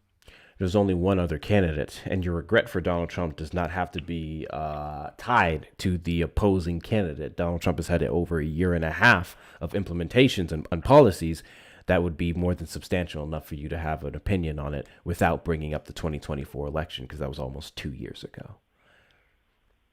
Right, when I voted 2 years ago. See, you asked if I regretted my vote. But I think there's a deeper question to be had there. And that is, why does America have such a sorry state of affairs for candidates? Because the average American does not participate in their primaries, for one. For two, Citizens United, which is sponsored or supported ultimately by more so the Republican Party than Democrats, although it is a bipartisan issue, and because of the Electoral College. That's why. See, I think there's more than that going on. In fact, the fact that it's that complicated is a problem in and of itself. Frankly. That's the point. We're suffering from decades and decades and decades of an ever-growing larger government and ever-growing larger political parties in power, to the point where, yes, technically we should have more than just a two-party system, but more often than not, it acts just like a two-party system. It's broken. Yeah. So, that's, again, do I because of regret some of the my things vote? that I mentioned. No, because I made the decision I had with the information I had at the time. But do I like either Kamala or Trump? Kamala. No, I don't. Also, that's doubtful. You complained about only having, I guess, quote unquote, shitty candidates, but you unapologetically voted for one. So I feel like you would just walk back that statement. And if you have an issue with the Democrats and Republicans having the majority of power in this two-party system ultimately, then you would support things like ranked choice voting, which is implemented more so in blue states and supported by more people on the Democratic side than the Republican side. Are you familiar with what ranked choice voting is? You can go ahead and explain it. It's where we vote based off of who's on the ticket and whoever gets the majority in that region. I believe if it's a certain percentage, it's like there's like a slight runoff or something like that. But it wouldn't be something that the Electoral College could compete against, because the Electoral College is fucking DEIA for red states. It would just be you, your campaign, your message, your merit, your votes. Fair enough. Republicans do not support ranked choice voting. I don't think that me voting for Trump back when I did was necessarily something to apologize for. Because again, it's a sorry state of affairs that we have few choices on the ballot as it is. Yeah. Doesn't matter how much. I'm not registered to either party. In fact, being in the state of Michigan, it's very common. Being a swing state, a lot of us in Michigan do not subscribe to a particular party. We vote how we vote based on the information we're given on hand, but Michigan, as you very well know, swings quite a bit. Okay. And my vote has swinged in the past quite a bit. I was not happy with the choices we had in 2024.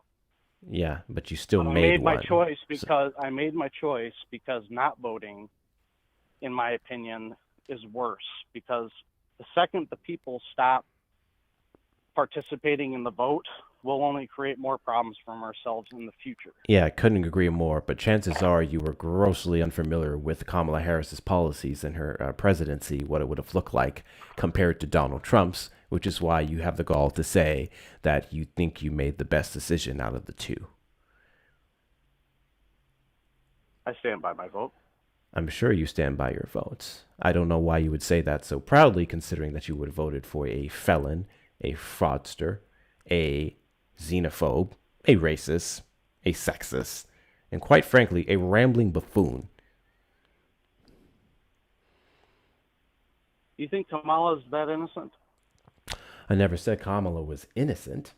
I'm not here to necessarily argue innocence, but I think she absolutely had the moral superiority and the better policy platform. I think they both play a dirty game. Yeah, I mean, if you want to say politics is a dirty game, then you would be correct. But Kamala Harris still had the policies that would have ultimately benefited you more so than Trump's.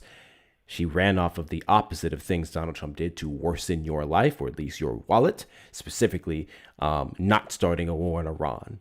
That would be a big thing. Maintaining the Affordable Care Act, or Obamacare, whatever the hell you want to call it, until better could have been done, which now we have progressives pushing for universal health care. She also would have given great tax credits for families, just starting families, children under a year old, $6,000, supported small businesses by multiplying the tax credit for first-time business owners by 10 versus the $5,000 that they got. All of those things and more would have overwhelmingly benefited you versus people that are millions of times higher in tax brackets or revenue. Yeah, the rich do have a interesting way of staying in power, don't they? The Trump administration welcomes that power. They welcome that position versus more Democrats. And I say more Democrats because Democrats also uphold this ridiculous form of capitalism that we have. But there are more Democrats, or specifically DSA candidates, who are against that monopolization of wealth. What did you dislike about Kamala Harris? I just don't feel that she made her arguments very well. She wasn't as good of a speaker, honestly, as Trump was. What was her argument? For one. And that's wrong. Well, that's your opinion, respectfully. Donald Trump rambles on. He quite literally still talks as if he's campaigning on the election trail. He can't shut the hell up about Joe Biden. He says the most nonsensical things and takes forever to get to a point if he doesn't just straight up dodge questions. Yep. Well, I'll just tell you this. It was actually pretty simple for me. We already knew how Trump was the first term, so I gave him a chance on the second term. No one knew how bad he was going to muck it up this time, but that's what we based our vote on. We did know. A lot know. of us did. We literally did know. We could have made estimations from its policies or its lack of policies on specific things like housing affordability, lowering grocery prices, healthcare costs. All of those things we were able to literally tell based off of not only what he said, but what he presented on the campaign trail. What was your issue with Kamala Harris again? What specific stance do you think she had trouble articulating? Well, for one, I wasn't a fan of her immigration. What was Kamala Harris's immigration policy? Well, it certainly wasn't to try and control the situation. You're wrong. That was exactly what she intended to do. Really quickly, W's in the chat. Thank you so much, Amber. Amber sent out 10 memberships over on the YouTube side. WCU Amber. And I'm not going to name all 10 of you DEI subscribers, but enjoy your perks. WCU guys, please make sure you check out your perks and enjoy them. Shout out to y'all. Thank you so much for your support, Amber. Guys, best way to support the platform, as you already know, is going to be the links in the bio. Please feel free to shoot for your on YouTube, super chat, super stickers, or by becoming a member or sending out memberships. Those of you over on the TikTok side, please hit up the links in the bio for all the things that we do here. If you want to send a direct donation, say hi to my cute face, show me that you support me, or send a little message, do so at the Cash App, PayPal, Venmo, Hector Talks with 2 R's, and Cash App and Venmo, PayPal, Hector Pal with 2 O's and 2 R's. You can also knock out the roses here. We have 40 more of those to go. We are coming up on the 2-hour mark, so let's get the likes over 200K and beyond. Show the algorithm want to be here, guys. Back to you. Kamala Harris's policy on immigration largely was her sponsoring S-4361, which was the bipartisan bill in Congress that the Trump administration would have asked to have shut down in the Senate specifically, and called all the Republicans to not run off of it or to vote against it so that he could run off of immigration. Then she also talked about, quote unquote, closing the border by increasing the staff at the southern border and barring undocumented migrants upon first entry for 5 years. There's several more factors that she ran off of.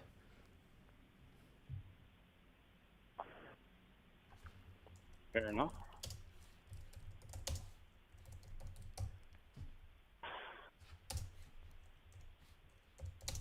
I'm actually going to find the video here. Da da da da da da da. See what it is. Here we go. October. Da, da. Only bring, and as president, I won't only bring back the border security bill that Donald Trump tanked. I will do more to secure our border. To reduce illegal border crossings, I will take further action to keep the border closed between ports of entry. Those who cross our borders unlawfully will be apprehended and removed and barred from re-entering for 5 years. We will pursue more severe criminal charges against repeat violators. And if someone does not make an asylum request at a legal point of entry and instead crosses our border unlawfully, they will be barred from receiving asylum. While we understand that many people are desperate to migrate to the United States, our system must be God bless you. orderly and secure. Thank you, Ren. And that is my goal. Sounded pretty clear to me. Well, I must have missed that speech. It's not just a speech, but she also would have had this available on her website, a place that you typically go to check the policies of candidates. Fair enough. You know, it's easier to judge in hindsight when all the information is available to peruse at will than it is usually during voting time to try and gather all the information. God bless you. All the facts from everyone. So, again, to say that I knew everything about both candidates, I don't have the time for that. I just listen to the news when I have time, and I make my decision based on what I hear. Okay, so you would have also ignored the news networks, or not chosen to click into the news networks that presented her platform accurately versus sound bites and complaints about her laugh, or hyper focusing on her quote unquote not being black. You go to those networks for, I don't know, entertainment versus actual policy and the actual description of what both of their visions were for the future.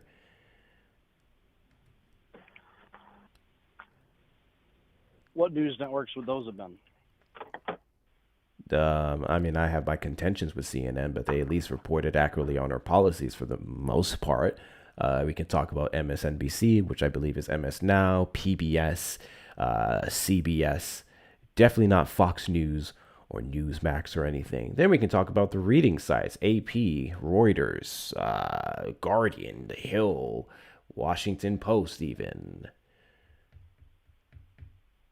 I don't like a lot of those sites.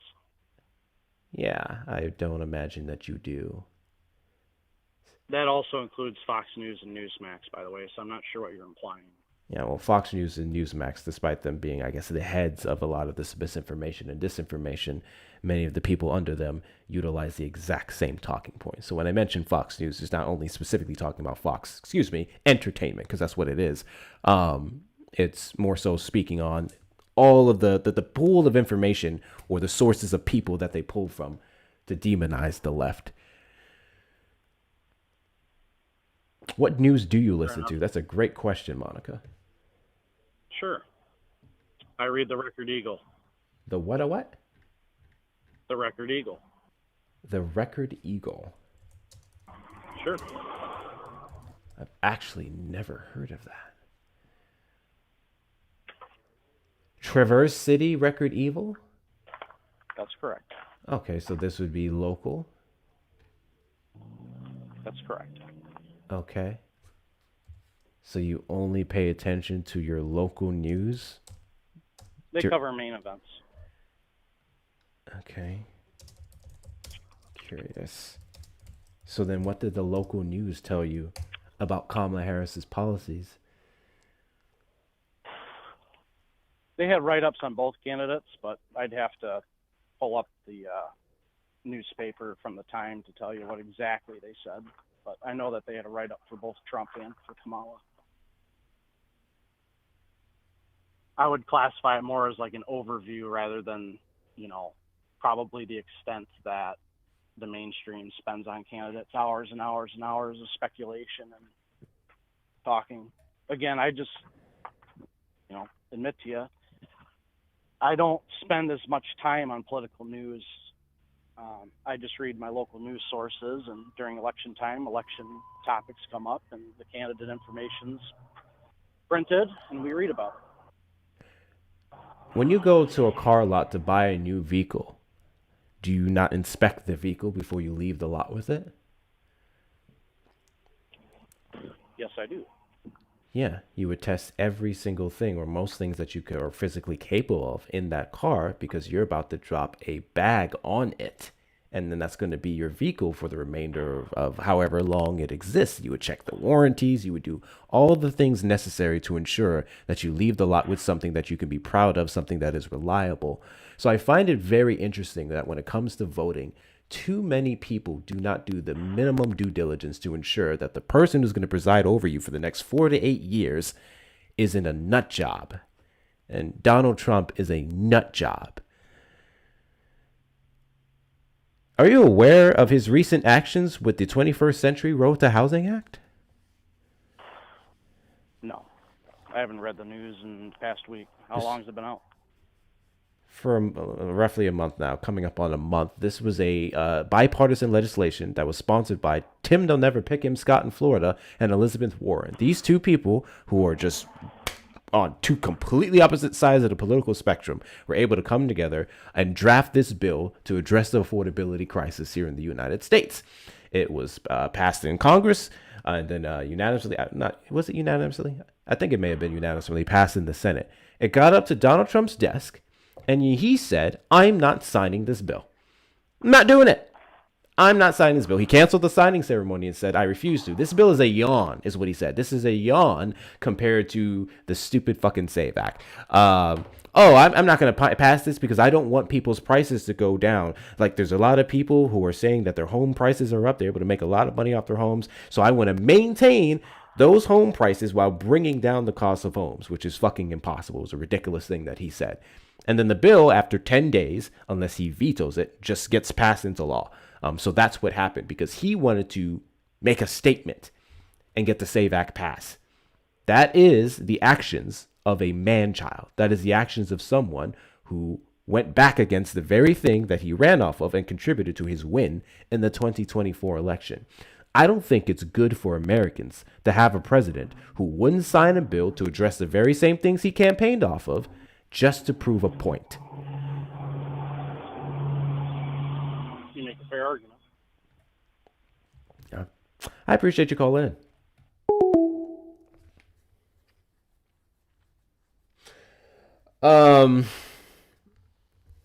Yeah, that was just one of those conversations. When they get quiet like that, they're actually processing. Let them process it. Let them take it in. Let them take it in. I'm not going to sit there and just continue to beat down on you and throw a bunch of stuff at you. People just need to process the shit that they're being told, especially considering it's the first time everybody's heard of that, which is wild to me. But seriously, I want to go back to what I said about the car. The average car is what, between $29,000 to $35,000, right? You're throwing a big bag on there. Depending on your credit score or whatever, you're going to deal with a certain kind of interest rate. When you leave the car at that lot, that shit's yours. Yeah, you have the temporary warranty for 30 days, 60 days, 90 days, whatever, maybe extended packages you could choose to get if you have the capital to do that. But we go to these lots and we buy cars after vetting it, after testing it. We go back to the same car dealers who have a proven track record of being reliable, being worth a damn, because that is a huge purchase. It is a huge decision. And we'll be damned if we leave that lot without some guarantees, if we leave that lot on some nonsense. I don't understand why we treat elections so carelessly. It makes no sense to me. What's up, John? It makes no sense to me whatsoever that we do that. We need to put the same energy we put into so many other things into our politics. The person that you vote for, the nominees that by proxy you'd be supporting too, all of these people need to be vetted I would argue more aggressively than your fucking car, than your homes, than your average fucking iPhone. Which, I mean, okay, that's not... I'm a tech guy, so like I check all the specs of my technology before I buy it. Not a lot of people care about that. That's fine. That's fine. But you get the point that I'm trying to make. We need to put that same energy into our elections. Every single person needs to be put through the fucking ringer before we vote for them. And don't say that you don't make time, because you can put down your fucking House of the Dragon. You can put down your goddamn NBA games for a split second to do the bare minimum research on your candidates. I promise you. I promise you can. I am not a vote blue no matter who person. Although you most likely will end up voting blue if you're not a fucking fascist. I do think you should know who the hell you're voting for. The D behind their name does not make them safe. Their policies does. Their values do. Come on now. Because everything is a meme to them, but now we're in a war and the pedo is still in power. Yeah, that part. That part. Anyways, if you're not following me, hit that follow button in the top left corner. We are live every Saturday after 3 p.m. CST and randomly throughout the week. Also, make sure you're sharing out the live with your friends and family as well. We may have to do a fucking restart. We may have to do a restart. The algo's been weird. I expected it to be. Because, you know, the algorithm does not respect breaks. I'm not kidding when I say that shit. The 4 days I spent off, this was expected. But make sure we continue to do all the good things in spite of it. Please don't make me give up House of the Dragon. It's not about giving up. It's not about giving up. I have very little sympathy for people who say that they're uninformed about Kamala Harris for several fucking reasons. Reason number one, the average person who said Kamala Harris couldn't articulate her policies or anything like that, either A, are too stupid to understand the little shit that she was saying, B, did the bare minimum research, and which is next to nothing, on what she actually presented, or C, we're just fucking racist and hated women. So misogynoir. Like that's the majority reasons. Because anyone who actually wanted to know about Kamala Harris knew what she ran off of. Better yet, some of them know certain policies, the ones that they can nitpick. The people who want to cry about our unrealized capital gains tax. The people who want to cry about the price gouging because they said it was price control. The people who said that her $25,000 down payment assistance was a bad idea that was going to jack up the prices in the market. All that shit. Those are the ones that they focused on because they got their talking points from people who were uninformed on why these things would be bad and why they should get on their knees for the corporations. That's not the case. Not at all. What? Kamala's a bumbling, cackling idiot, says the bumbling, cackling idiot. And the chicken, quite frankly, because the phone line is open, but you have a lot of this in the comments. This is them. Kamala Harris is a bumbling, cackling idiot. That dumb heifer had no idea where she was. She was no different from Biden. She didn't even know she wasn't black. Okay. Back to what I was saying. None of them know her policies. When I went to vote in 2024, friendly reminder, that was my first election ever voting. Before I decided to get to the poll to vote, I decided I wanted to vote in May or June of that year. I said, I think this is important. I think I need to check out who's going to be the best bet and evaluate these candidates, which for the most part, I would never actually look at Trump as a viable candidate. I knew he was a fucking nut job. But in order for me to vote, I had to see something worth a damn from Kamala Harris. And I knew fuck all about Kamala Harris. So I did some research. And I was like, which at the time, as we know, early on, she didn't necessarily have a full-on policy platform because she was just kind of launched into the race due to Biden's abrupt dropout, right? So I looked at her record, right? That's one of the first things we do. We look at their history. Let's see what they've done before and see how they can maintain it or amplify it in the future. I looked at Kamala Harris's record and I said, ooh, okay. She won a couple high-profile cases, winning back money for specifically students who were robbed because of predatory loans, $25 billion. We could look at, despite the aggressive laws against MJ and other substances in the state of California, she was able to pass the Back on Track, or not pass, I guess, but start the Back on Track program, right? Exceptional. Able to look at her prosecuting record for literal fucking predators. Really good. her sponsorship or how she was against the death penalty, which I'm a proponent of. I don't believe in the death penalty, or at least not.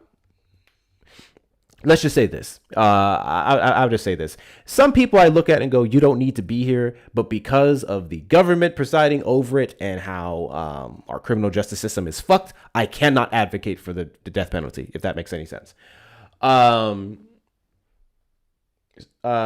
work on as the attorney general, her work as a United States senator, like all of these things. And then as vice president, passing the most tie-breaking votes out of any vice president in U.S. history. Her sponsorship for maternal mortality, how she picked up from where Biden left off at, which was a plan to better direct resources and stuff towards Black Americans, to lift every voice.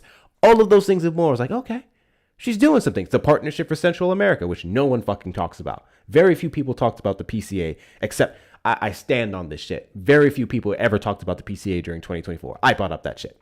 So it's like, why is it that I know all this stuff and then you don't? God bless you. Thank you, Trap, for the roses. I appreciate you. I'll tell you guys the difference. The difference is I decided I was going to vote. I said, if I'm going to the polls to vote for somebody, I need to know what the fuck I'm voting for. And from there, everything took off. Yes, it helped that I was debating people on this app. Yes, it helped that I started going live. So I obviously had more of an invested interest in speaking accurately about the candidates. But I already had the decision beforehand. That's it. Inform yourself. Inform yourself. I don't care how I do care how you vote, but ultimately, if it's an informed vote, I believe it's going to lean one way first off, but you should know what you're voting for. Otherwise, you might as well sit at home.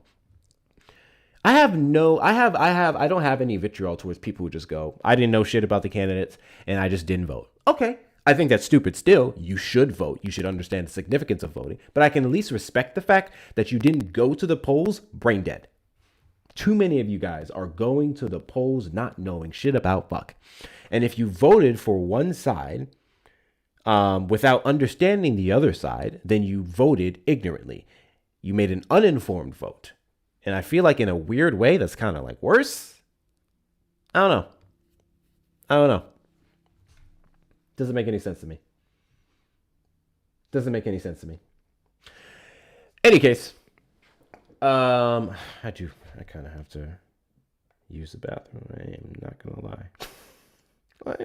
lie. I kind of need to use the bathroom.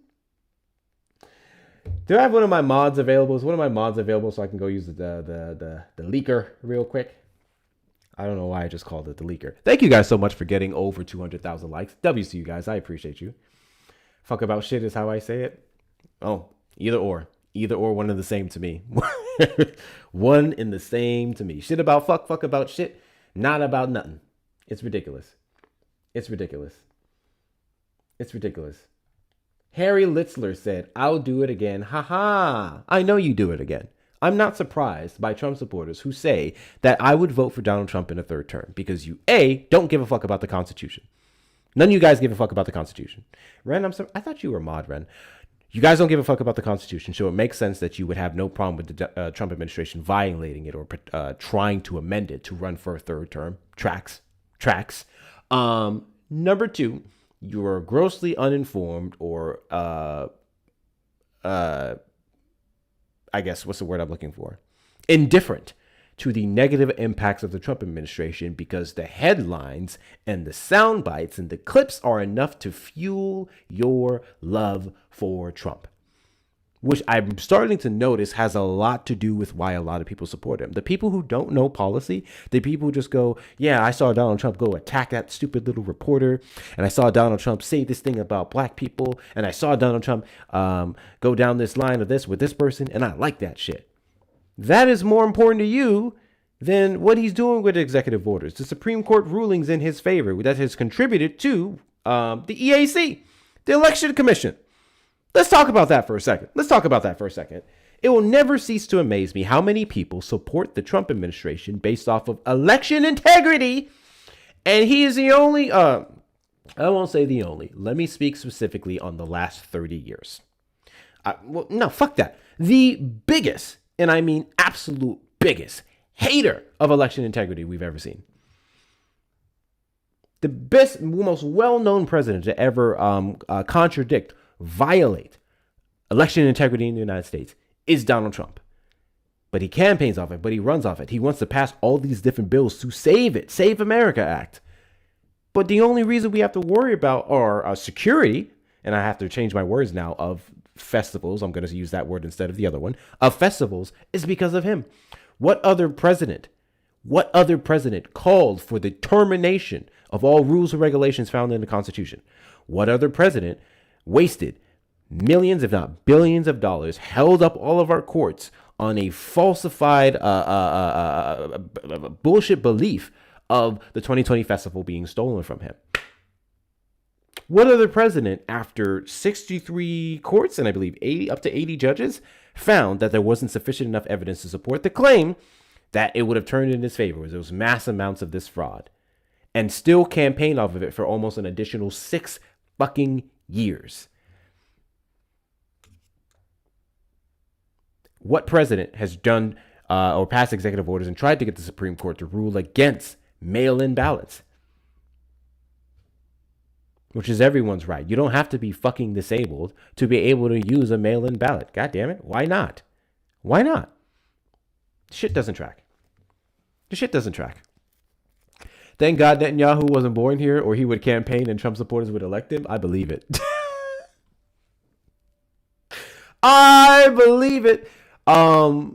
I had this up on my YouTube cover for a hot minute, actually. This motherfucker, do you guys remember when he said he's polling 99% in Israel? It was a lie.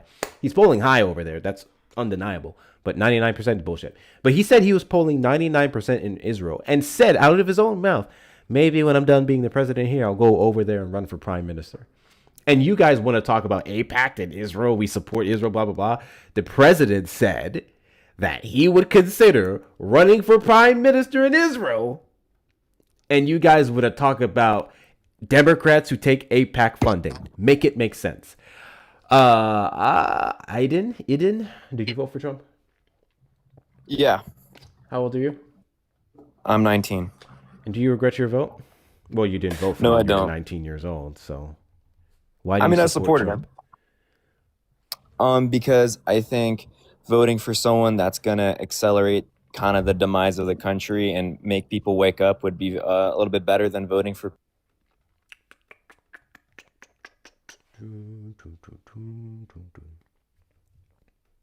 I don't deal with accelerationists.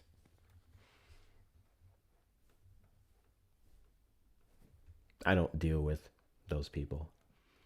First off, if you want the world to end, start with yourself. Find you a balcony, do a backflip off of it. Bam, problem solved. You want to see the destruction of everything? Start with yourself. That's not me advocating for the thing that I can't say on this app. I'm just saying, be consistent. You want everything to end? Speed it up for yourself. The rest of us who want to live some form of a life for the remainder of the time that we live here, I believe in the United States, the average age is 77 years. So that gives me, how old am I? 49 more. The rest of us are going to keep trying to get something better. You can speed up the process for yourself, though. Feel free to. Feel free to. Go ahead. I don't give a fuck. But you're not going to get no fucking platform up here. So stupid. It's so stupid to me. And I think I'm going to go a step further. I think there's a form of racism in accelerationism. There's absolutely a form of racism in it. Let me explain. Everything that we have here today, all the benefits, all the privileges, the growth that we've seen as a nation that the Trump administration is trying to walk back, and very much has in many cases, has been in large part due to black and brown voices. Black and brown voices who didn't look at what the 1800s and the early 1900s, 20s, 30s, 40s. They didn't look at the political process and say, fuck it. They didn't look at the political process and say, whatever, we just want it all to end. Or we're going to vote for the person who's going to worsen our life so people wake up to the point. Right? They voted on change. They voted on incremental change. Sometimes what they wanted happened in the 4 years of the president. Sometimes it took even longer. But they voted with a mission. They voted with a fucking mission. They kept working at it. And no matter what America threw at them, no matter how bad certain things got, they still voted on that belief and on the ideal. And that's why I and many other people are able to benefit from what we benefit from today. So the reason why I say it's racist is that if those demographics of people understand the assignment, if they understand the significance of it, and you're deciding to give up on that process, knowing damn well that it's mostly those people and those people who fought and bled and died for the shit we have now, who are going to be negatively impacted this time around as the world is burning to a crisp, fuck you. Fuck you. I think that's a little racist. Absolutely. Absolutely. Absolutely, I will say that. Same thing with non-voters, right? The people who have the privilege not to be able to vote, the people who have the privilege to say that it doesn't matter, if it doesn't impact you, that must be nice. First off, it impacts everyone. But if you're so privileged enough to ignore the ways it would impact you because it ultimately would be significant enough to really make you notice, that is a privilege that you have as a white person. That is a privilege that you have as a man. That is a privilege you would have, I would even go as far as to say, as a person who was born here in the United States. Because there are people who immigrated here, became American citizens, and they're still being devalued. They're still being called not Americans because they're second generation, whatever the fuck. Shit's insane. Shit is absolutely insane. Trump supporters request up in the box too with the demographic of people I'd like to have a conversation with. If you're over on the tube side, you can call the number on screen, 737-295-5321. Once again, if I can get a mod up here, I would greatly appreciate it. Silas, did you vote for Trump?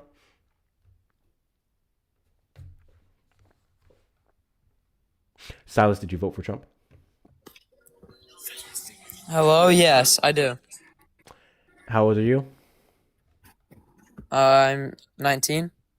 So how did you vote for Trump? No, like I turned 19 last year. My birthday's in December. So you'll be 20 this year? Yes. Which means you turn 18 in December of 2024. No, not quite. Amanda, would you mind entertaining the people for a second while I take a leak? Of course. Thank you so much. Enjoy. Hi, friends. I hope everybody's tapping the screen, doing all the things. My box isn't lighting up, so I hope you guys can hear me. Does it not do that anymore? I'm not on the TikToks a lot, so, Anyway. Tap the screen. If you haven't already reposted, do that. If you haven't done the heart me's, I'm sure Hector's reminded all of you guys this, but it doesn't hurt. If you voted for Trump, request up. Hector wants to talk to you. He wants to find out if you regret your vote. Oh, good. That's good. Thanks, Southern Peach. Appreciate you. Hector likes to understand if you regret your vote. Like, why do you regret your vote? It's an interesting topic, I don't understand how you could want to vote for Trump in the first place. I knew that guy was bad in the 90s when I saw him in Home Alone 2. I knew he was bad. I was a little kid, but I knew. And if you didn't know, that means there's probably something rotten in you too. I'm just saying. But so yeah, are you still rotten? Are you getting rid of the rotten parts now? What's going on with you? Request up, have a chat with Hector. Oh, hold on. I can't see. Look. Oh, there we go. Lauren is requesting up. All right, the follower count. Let's see. Hi, Lauren. How old are you?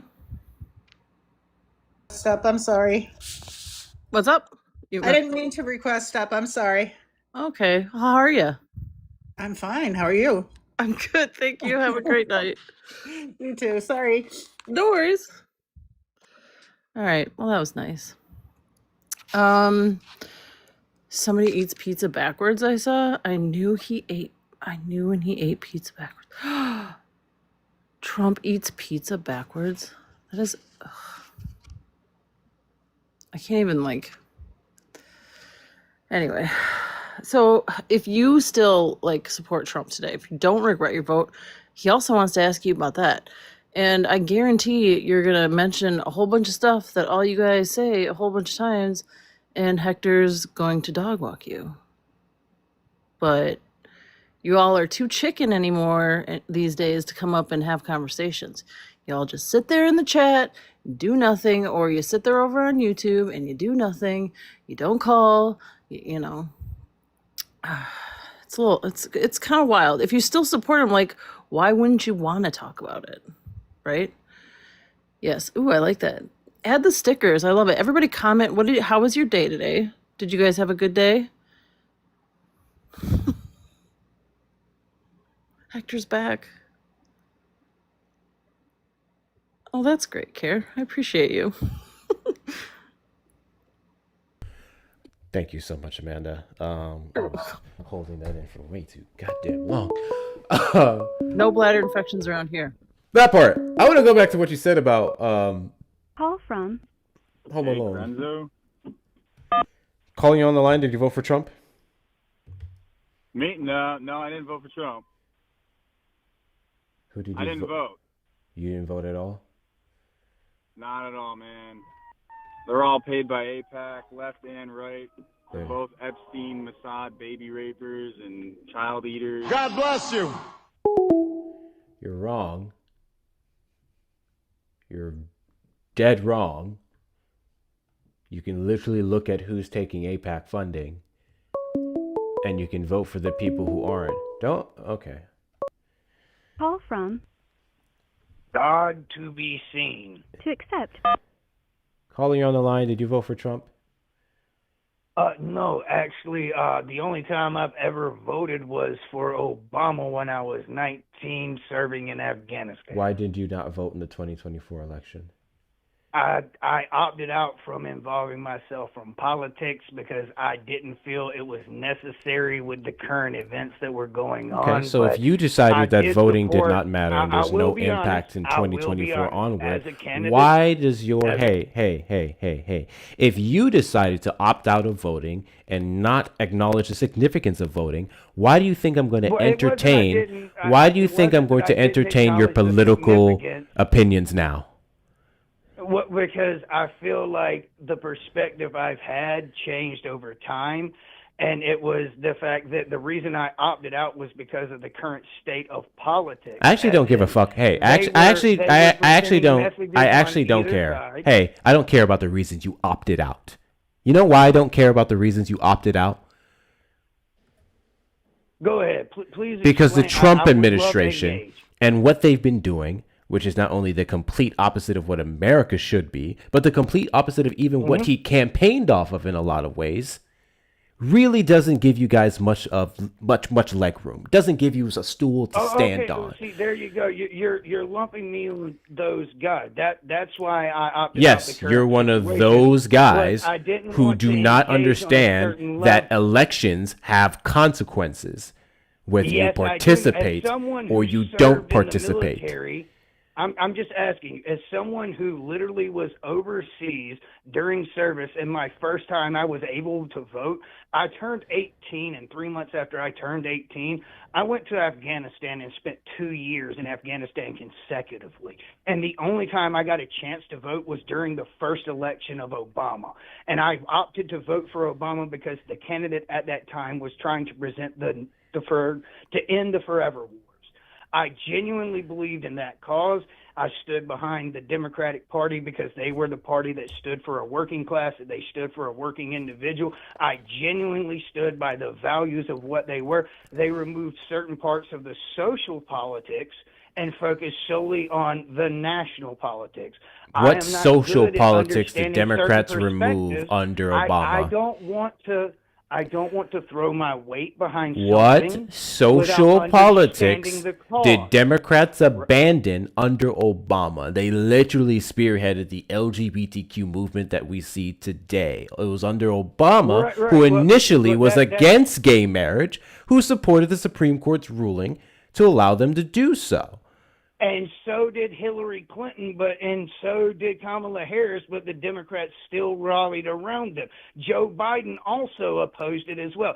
Joe Biden was the reason I didn't want to vote in the last two Cool. was So my Hillary question Clinton was, what what was social the policies individuals did I they was abandon? presented. Do you remember my question? See, Do you remember my question? yes, What social yes. policies did Democrats abandon under Obama?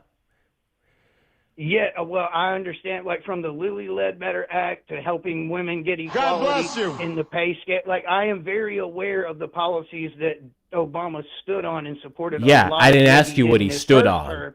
You Moving said into the you second said term, yeah. under Obama, I believed in them when they abandoned social policies and just focused on like the working class and stuff. Yes, That's yes, what you said. social policies. So I'm because they asking you focused on what a narrative. What I'm getting at is at the time, see, we got to look at it in context. At the time, we were dealing with certain issues where we had to stabilize certain parts of our country, where that when we got to that point, then we could provide the support to those that needed it. If we weren't at a position where we could provide them that support, we were feeding them false hope. I didn't want to get behind a side that would feed someone false hope. What social policies did Democrats abandon under The Obama? working class, they genuinely The abandoned working being class isn't union. a social policy.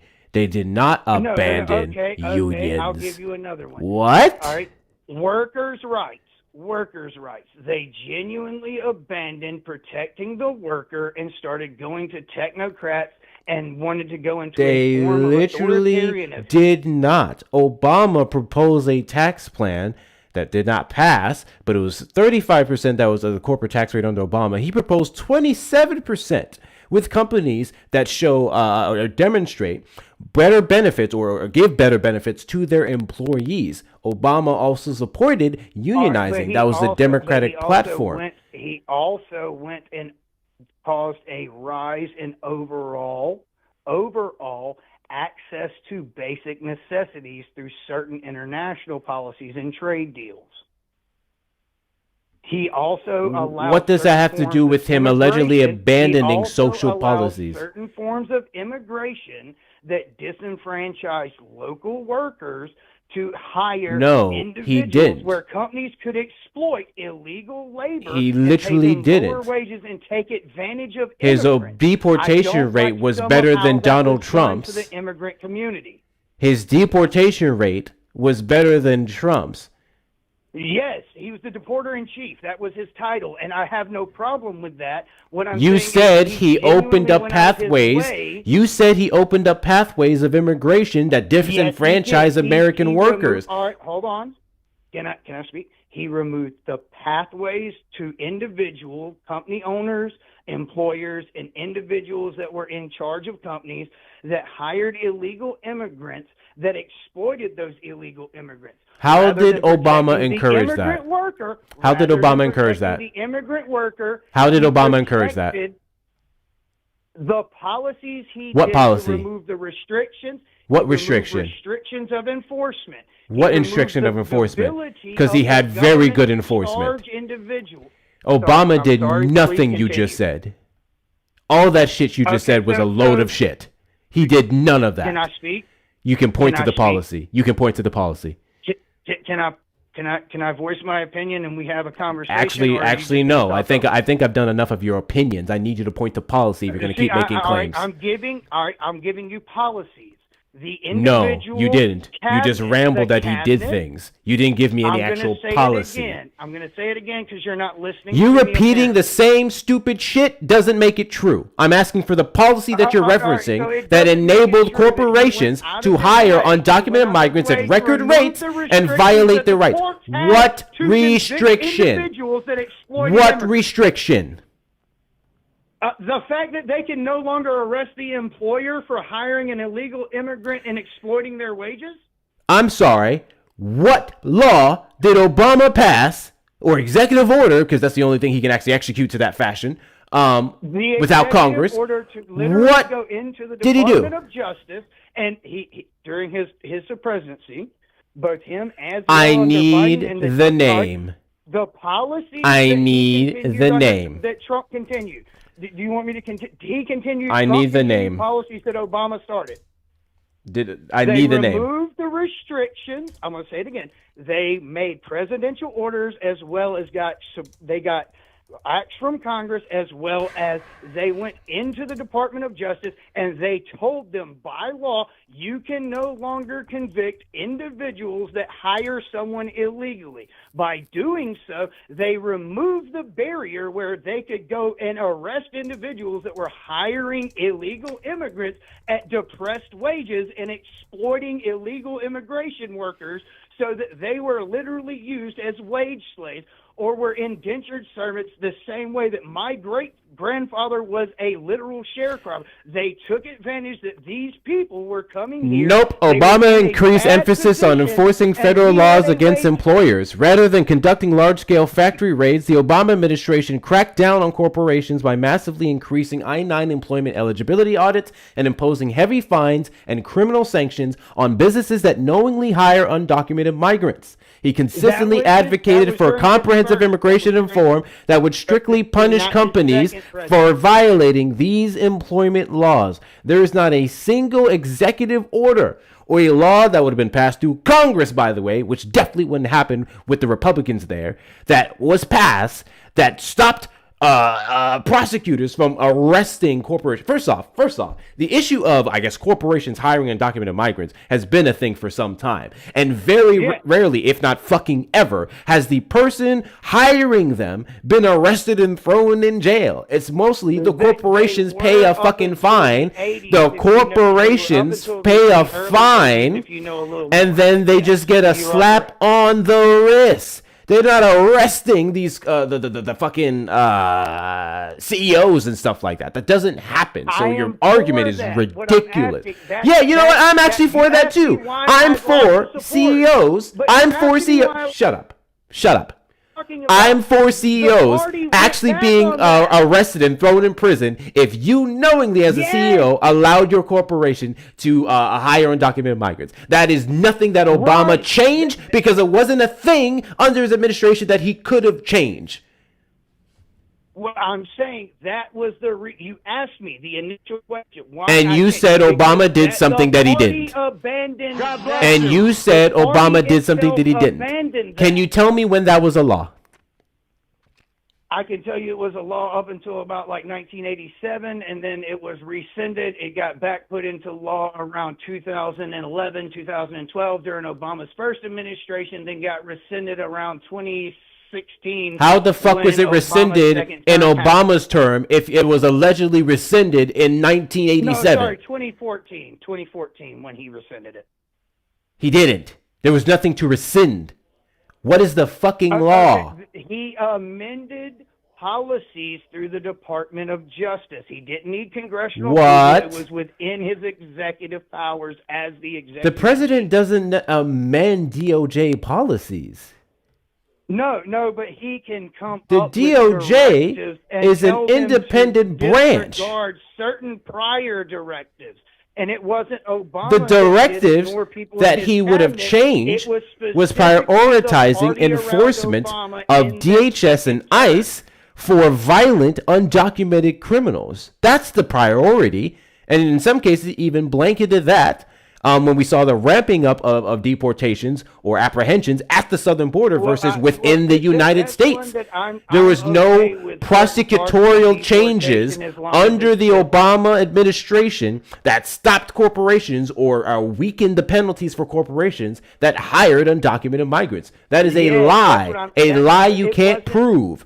I'm telling you, it wasn't Obama or his administration. I'm saying You it was literally the said it party that was. started doing it. I'm going back to the initial reason you asked. So then if it was the party, that means it was Congress. And if it was Congress, you can point to the law that would have been passed between 2009 and 2016. It's not a. Once again, you're assuming that he needed the law or consecutive or. You said it was the party. So it would have been Democrats, House Democrats, Senate Democrats who would have voted alongside Republicans to pass this. Again, they do not matter. He has. What the fuck do you mean they don't matter? You said it was Democrats. Yes, yes. The Democratic Party went about going and coercing their members to rescind parts of the policy that he himself What is the policy? went out What of is the his policy? way to enforce. What is the Because policy? The party What is the started policy? Embracing What is the parts policy? Of certain What is the policy? economic policies What is the policy? that disenfranchise What is the these policy? immigrants, use them as What is the exploited policy? labor, and What is the policy? I'm going to keep asking that question, and your rambling is no longer allowed. I will say it What again. is the policy? I'll say it again. Executive orders from the president. What executive order? Department of Executive Justice. orders have numbers. Check this out. The executive order isn't 140 my ass. The executive order would be something specific that I can look up at Okay, so you're federalregister.gov. saying- What is all the right, executive order? Let me be clear. All right, hold on. Let me be clear. You're saying that the president has to file every executive order, has to go through. Every executive anytime order he would have a says- record. A record. So yeah, if you said the president did something through executive order, we would see it in the executive branch. I worked for the Department of Defense for years. I promise you, they don't keep records on everything, brother. The Department of Defense doesn't have executive order. No, I'm talking about government policies. I'm saying, do you think every government policy... So you're talking about agency policies. So you're talking about agency policies. The DOJ is a agency. It is an agency. No other president in United States history has utilized the DOJ or the FBI to the degree that Donald Trump has. We're going to stay on the DOJ specifically. Okay, so Obama did not weaponize the DOJ. There's not a single piece of evidence you have to support the claim. And even with DOJ policies, internal DOJ policies, they would have memos. They would have memos. We were literally able. Shut up. Because now I'm raising my voice, and I feel like we went the entire fucking live without me doing this shit. Yeah, run like a bitch. That's fine, too. Stupid fucking people. What the fuck are we talking about? Friendly reminder, guys. When the DOJ or the FBI change policies, change directives, there are like internal memos, right? And memos that would have records of their directives and how they would change from, I guess, head to head. That's how it works. You know how we know that the Biden administration or even the Obama administration's immigration enforcement, specifically with ICE, changed? It was because of the memos. We have the memos that showed that the Biden administration and then the Obama administration prioritized violent criminals. They did not weaponize ICE to the degree that the Trump administration did to do all this internal work. We saw the changes at the border where the majority of the encounters, the majority of the deportations took place upon initial entry. They went straight down to the southern border to California. This is what they did. And they said, go back from right there and then. Versus interior enforcement. Those internal memos, those policies changed for those departments. We have records of all of these things. So I don't know what the fuck you're talking about that Obama made it easier or stopped corporations from being prosecuted. That's the lie. God. Hold on here. Wait, I could have sworn I saw this person in the comments. They should be a friend. They're friendly, yeah. Rewrite it, Dawn. Did you vote for Trump?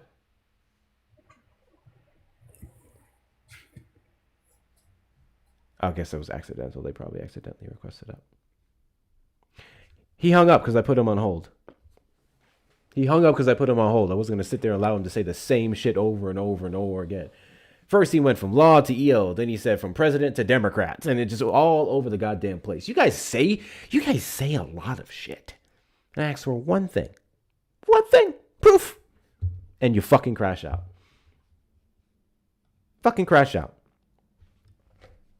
Exactly. Agolf, Twitler, which is a wild name. Every single executive order has a number. Every fucking one.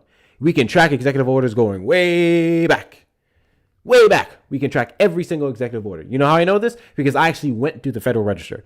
And specifically with the arguments that was made that Biden, what was the argument? Biden rescinded 93 or over 100 executive orders that Trump passed to secure the border. So I actually looked into, and I have a fucking list of it on my phone, every single executive order that Biden passed and what it rescinded from the first Trump term. Every single one. You know what none of those executive orders do? They don't change the requirement to claim asylum. They don't open up or allow an increase of more people outside of refugees specifically. The refugee cap, yes, 6,000%. I think it was 15,000. Trump's first term, Biden increased it to 125,000. And based off of what we actually made from refugees, it was actually a good idea. He increased that number. And then Biden brought it, Trump's second term brought it right back down. There's that, but that's legal asylum. There's nothing that he did. Nothing that he did that, quote unquote, opened up the border. He rescinded the draconian executive orders that contributed to the loss of children, that contributed to more of the assaults and persecutions of undocumented migrants who were trying to come here and claim asylum. Those ones were done away with. There was nothing he did that said what they like to say. Stop. What's the argument that they make? Oh, anyone you see crossing the southern border, just let them cross. There are people who legitimately believe that. There are people who legitimately believe that undocumented migrants are able to walk up. You, as a Border Patrol agent, were able to look at them and just let them go. They say that shit. Batshit. Batshit. So yeah, same nonsense. Same nonsense. Biden fought with Abbott from Texas. No, the Supreme Court. Well, yes, ultimately, it was Biden versus Texas, if I'm not mistaken. The Supreme Court ruled for Biden, by the way. I just want to point that out. Supreme Court ruled what they were doing was unconstitutional. Supreme Court ruled that the way that they barbed wired the border was a crisis, constitutional crisis. And then to the people who tried to cross and got harmed under that barbed wire, guess who had to pay for it? When they went to our hospital rooms, all bloodied up, you and I, our tax dollars, paid for it. Didn't make any sense. Didn't make any sense. Anyways, do me a favor, because we're probably coming up on the end of the stream here. Double tap that screen. Double tap that screen. Let's get the likes up to 300K before we go. 300K before we go. Yeah, we're going to talk about the ICE murders, by the way, as well. We're going to get into that in a second because I actually haven't started it. Haven't started talking about it, actually. I don't know why I just got friendlies in the request, guys. You guys know the rules. What are we doing? What are we doing? What are we doing? Get out the request, guys.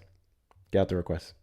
Trump supporters request up in the box. You are the demographic of people I'd like to have a conversation with. If you're over on the tube side, you can call the number on screen, 737-295-5321. If you are a Trump supporter who regrets their vote, this live is a place for you to come up here and express all the reasons that made you get up off the MAGA plantation with minimal judgment. Minimal, because we're going to give you some judgment, because I judge people unapologetically. Or if you are a Trump supporter who does not regret their vote, you think he's doing a great job, you think that there's something that I'm missing, you're more than welcome to request up. Hey, we the people are tired of you spamming. I get it. Don't spam. What was I saying? Oh, yeah. If you don't regret your vote, request up in the box or call the number on screen. I can give you several reasons as to why you're wrong. Thank you so much, Twilight, for becoming an ally. W to you, Twilight. W to you, Twilight. I appreciate your love and support.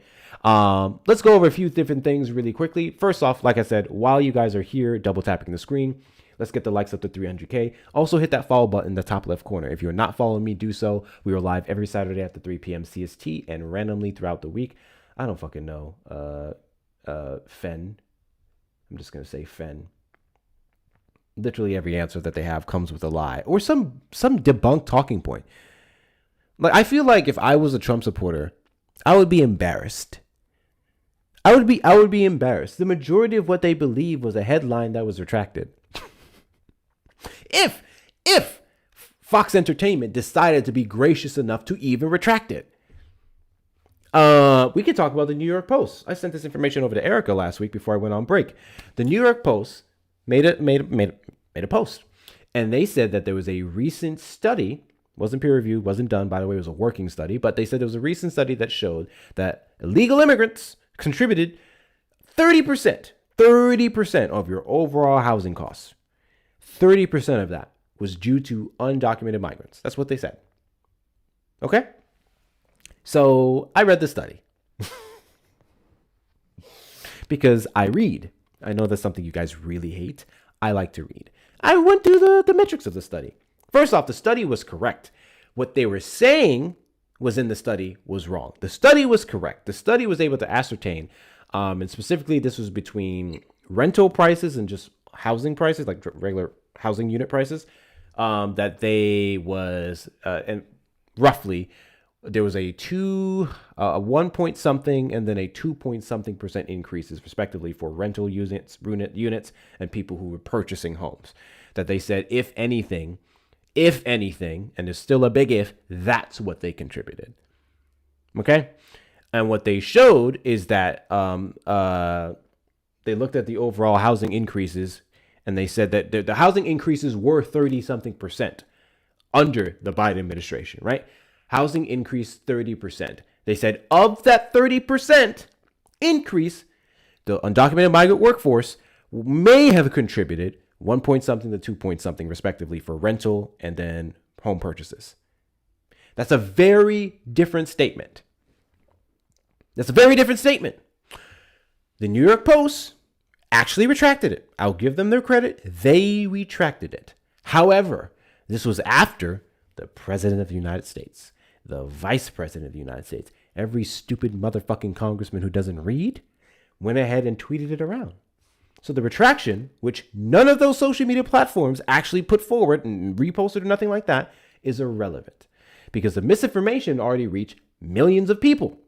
The correct information only got posted by people like us. That's the problem with misinformation and disinformation. And again, none of these people will actually admit to being wrong. None of these people will go, oh shit, we were wrong in this statistic. And then they can make the argument. This is literally what you can do. J.D. Vance specifically, he was the biggest one, I believe, who posted it. J.D. Vance could go up, looks like the New York Post had to make a retraction because their headline was incorrect. While ultimately I still believe that the undocumented migrant population in the United States disproportionately negatively impacts American citizens. We still have to be accurate and not tout around the fake news that the left does, right? You could have spinned it. JD Vance, he's charismatic behind. Everyone gets things wrong sometimes. The important part is the New York Post actually put out the right information. When do the Democrats ever correct the stuff that they lie about? Never, right? You could have spun it. They didn't even do that, bro. They just acted like the retraction didn't fucking exist. It's insane. It's fucking insane. Oh, man. You're acting like only the right does that. Prominent left-wing networks correct themselves. They correct themselves, and I guess the left running with it still? Sure. I'm still going back and forth with leftists about Kamala Harris not serving in all federal 3 branches of government. 6,000%. 6,000%. You guys got to stop saying that. But that is different.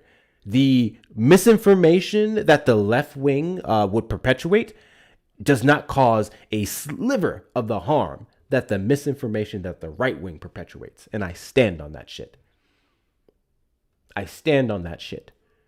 The left wing getting being one number off when we're touting something being a good thing is vastly different from the misinformation spread about undocumented migrants, about trans people, about black folks, about taxes, about all these different things.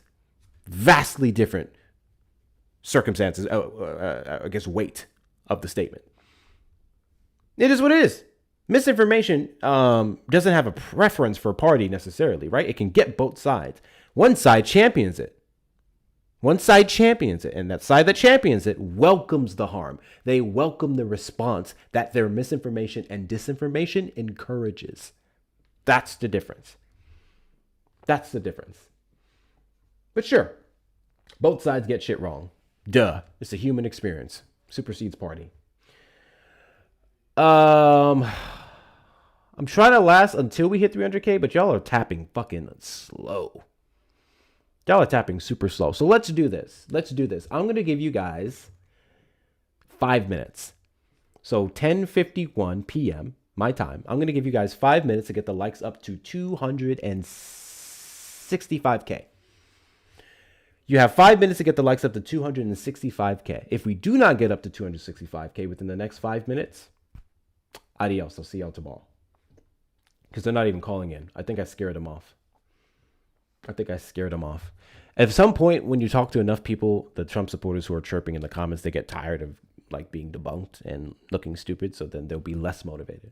This is what I've noticed. With a lot of Trump supporters. That person who comes in fast talking. Thank you guys for the follows. fast talking, citing things, even if it's not based in any reality, all those different stuff, that person that comes up, they'll be like, yeah, cheer them on. And then once that their head maggot, once their head maggot gets like brought to this level, they're done. Because they're like, I can't top that. That's typically what happens. It's the funniest thing to me. I actually hate it when at the beginning of the live, it starts off with one of those people, because I know the second that I debunk them, everyone else is going to be too scared to call in. It's a whole thing. It's a whole thing that we go by. Not the Erica Raiders coming in now. Welcome in, Erica Raiders. Do me a favor. Y'all have now 4 minutes to get the likes up to 265K. Otherwise, we're going to be calling it early. So make sure we're doing all the things. It's funny. What's this, Amanda?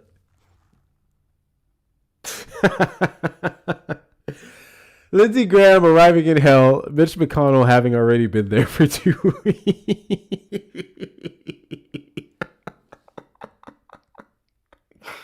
Oh, that's funny.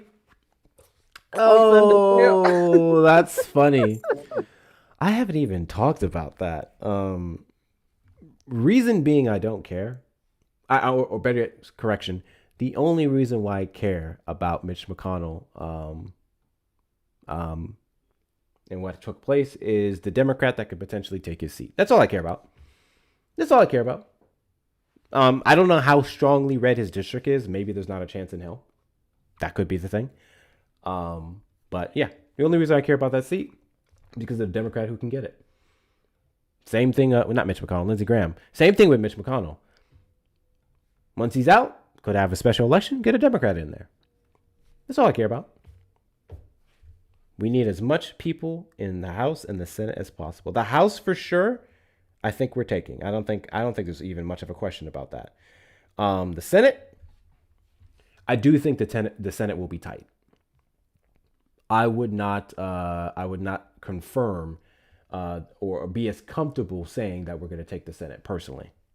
Personally, I think that's going to be a little bit of a harder uphill battle, especially with what we see happening in Maine. I don't like it. Shout out to the Erica Raiders. WC y'all. Double tap that screen. Make sure we're doing all of the good things. Also, by the way, click on my name in the top left every fucking time. Call from. Watch this. At God to be seen. Did you find the evidence that Obama passed or did something that stopped immigration enforcement, specifically against corporations that hired undocumented migrant labor en masse? Before we go forward. If you're not following me, hit that follow button in the top left corner. We are live every Saturday after 3 p.m. CST and randomly throughout the week. Also, make sure, I don't give a fuck about the shares. We're about to be out of here. Send your daily heartbeats upon following me as well. Become a fan club member. It's 1 coin a week. You get to do a couple cool things. You know what? Hold this block. No, I'm not going to block you just yet, but shut up. Shut up. I'm done with the ramblers. Senseless ramblers. Let's knock out the boxing gloves here. We have 80 more of those to go. Continue to send all of those. Click on my name in the top left corner. It's also going to show you my gift gallery. We are in a new week in the B4 gift gallery. All of the grayed out gifts are things that we can use that greatly push out the platform and help me. So please make sure that if you can, and you check out the gift gallery to knock out all the gray gifts in there. And then finally, the links in the bio, are going to be the best way to support the platform. Whether you're following me on all the social medias that I'm on, such as YouTube that I'm dual streaming to right now, or Instagram where I post the videos I put up here, joining the Discord community. We are over 750, 760 members strong. Check out the merch shop where all the merch you see before you is also what I'm selling. HectorShops.com with 2 R's from several different lines that we have, such as the Make 2 + 2 = 4 again, New Testament Democrat, Make 2 + 2 = 4 again, or the Kamala would never line, and a few more. And then finally, direct donations to the links in the bio. For those of you who want to send a message, say hi to my cute face, or just overall support the stream, please feel free to do so at the Cash App, PayPals, and the Venmos. Hector Talks with 2 R's on Cash App and Venmo. PayPal, Hector Pal with 2 O's and 2 R's. If you're over on the Tube side, you may send a super chat or a super sticker. Those of you over on the YouTube side, hit the like button on the stream, subscribe, and turn on notification bells. And if you want to support, please feel free to hit the link in the description or send a super chat, super sticker, or consider becoming a member. All right, you guys got the likes up to over 365. Keep double tapping. Let's get it up to 300K. because the live is slowing down. So I'm a head out in a bit, unless we get a call. Trump supporters, once again, request up in the box. You are the demographic of people I'd like to have a conversation with. If you're over on the tube side, we call the number on screen, 737-295-5321. Amanda, I didn't mean to leave you up here. I can relieve you of your duties. I appreciate you sticking around and helping me out there. Hold on, I think we have someone in the box. Hello? Mag on top, did you vote for Trump? Yeah, I voted for Trump. How old are you? 18. So you didn't vote for Trump? Mm-hmm.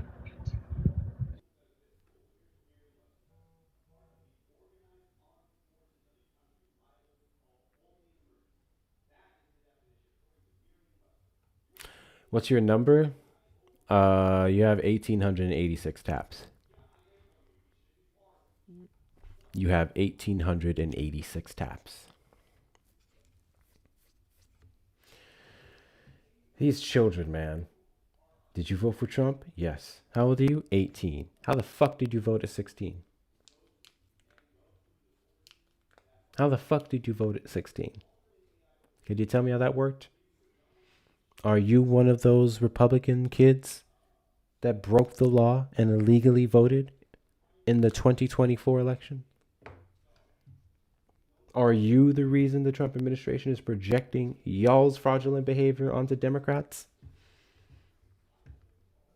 That's how Trump got in? Yep, there's a bunch of 16-year-old maggot kids, and their parents said, listen, man, that Kamala Harris lady, she's a real threat to us. Kamala Harris said that she was going to put a federal price gouging ban on corporations robbing Americans.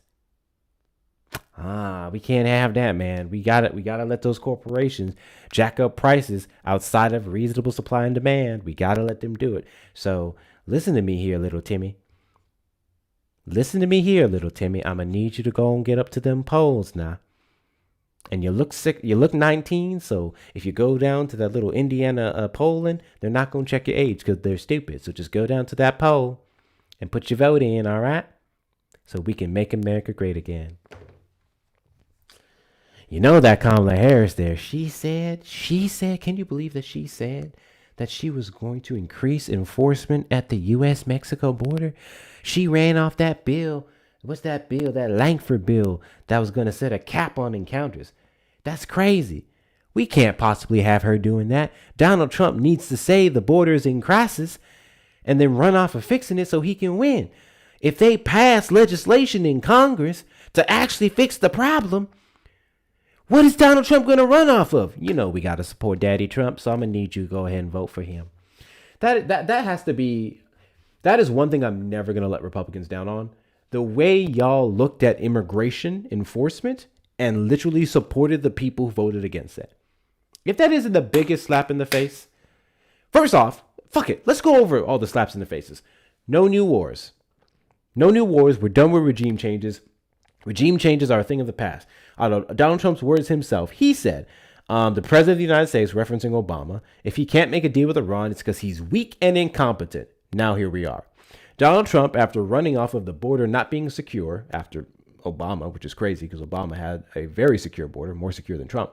But after running off of the border being overran and all these different things, and legislation was put into Congress to actually fix the problem, he told them all don't vote for the bill. Only one Republican senator, Murkowski in Alaska, voted for S4361. Everyone else said no.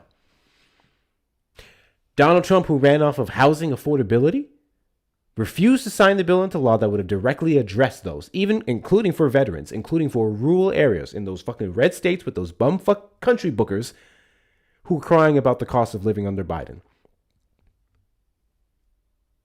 He seems to have this thing where he touts around something on the media that sounds good to the average person, especially the ones who feel like they left out or were left out by Biden. And then when it comes down to the wire, when it comes down to the problem and his signing to fix it or anything else, he walks it back. Why is that? Erica and I were literally debating a dude last week who talked about executive orders that would have mimicked some of the provisions in the 21st Century Road to Housing Act. So if you pass the executive order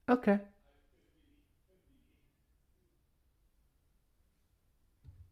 All right. That's cool. I appreciate you getting back in the requests so you can hold this block. Thank you for that. I appreciate that.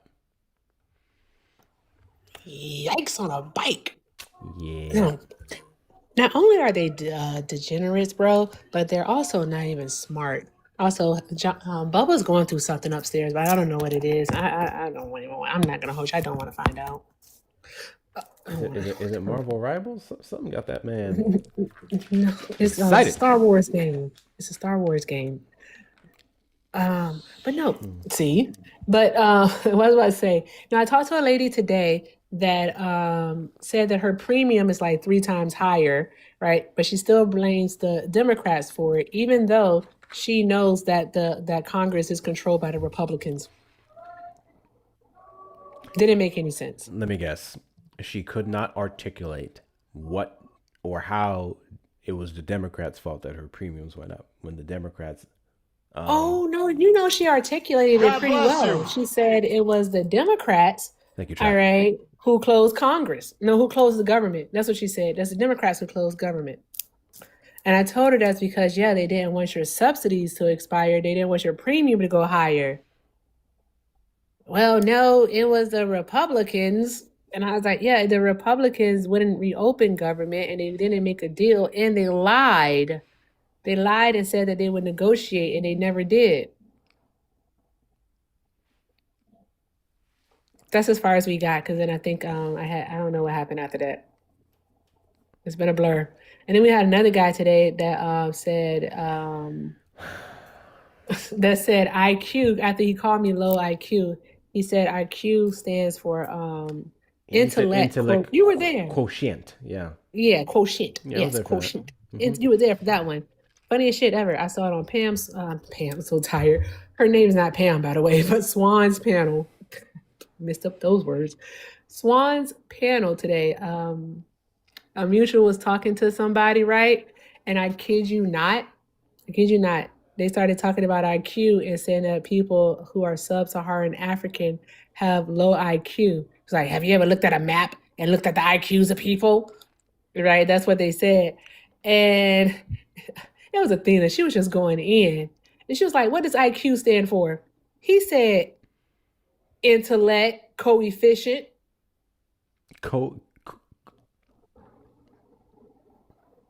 He said it like 4 times, bro.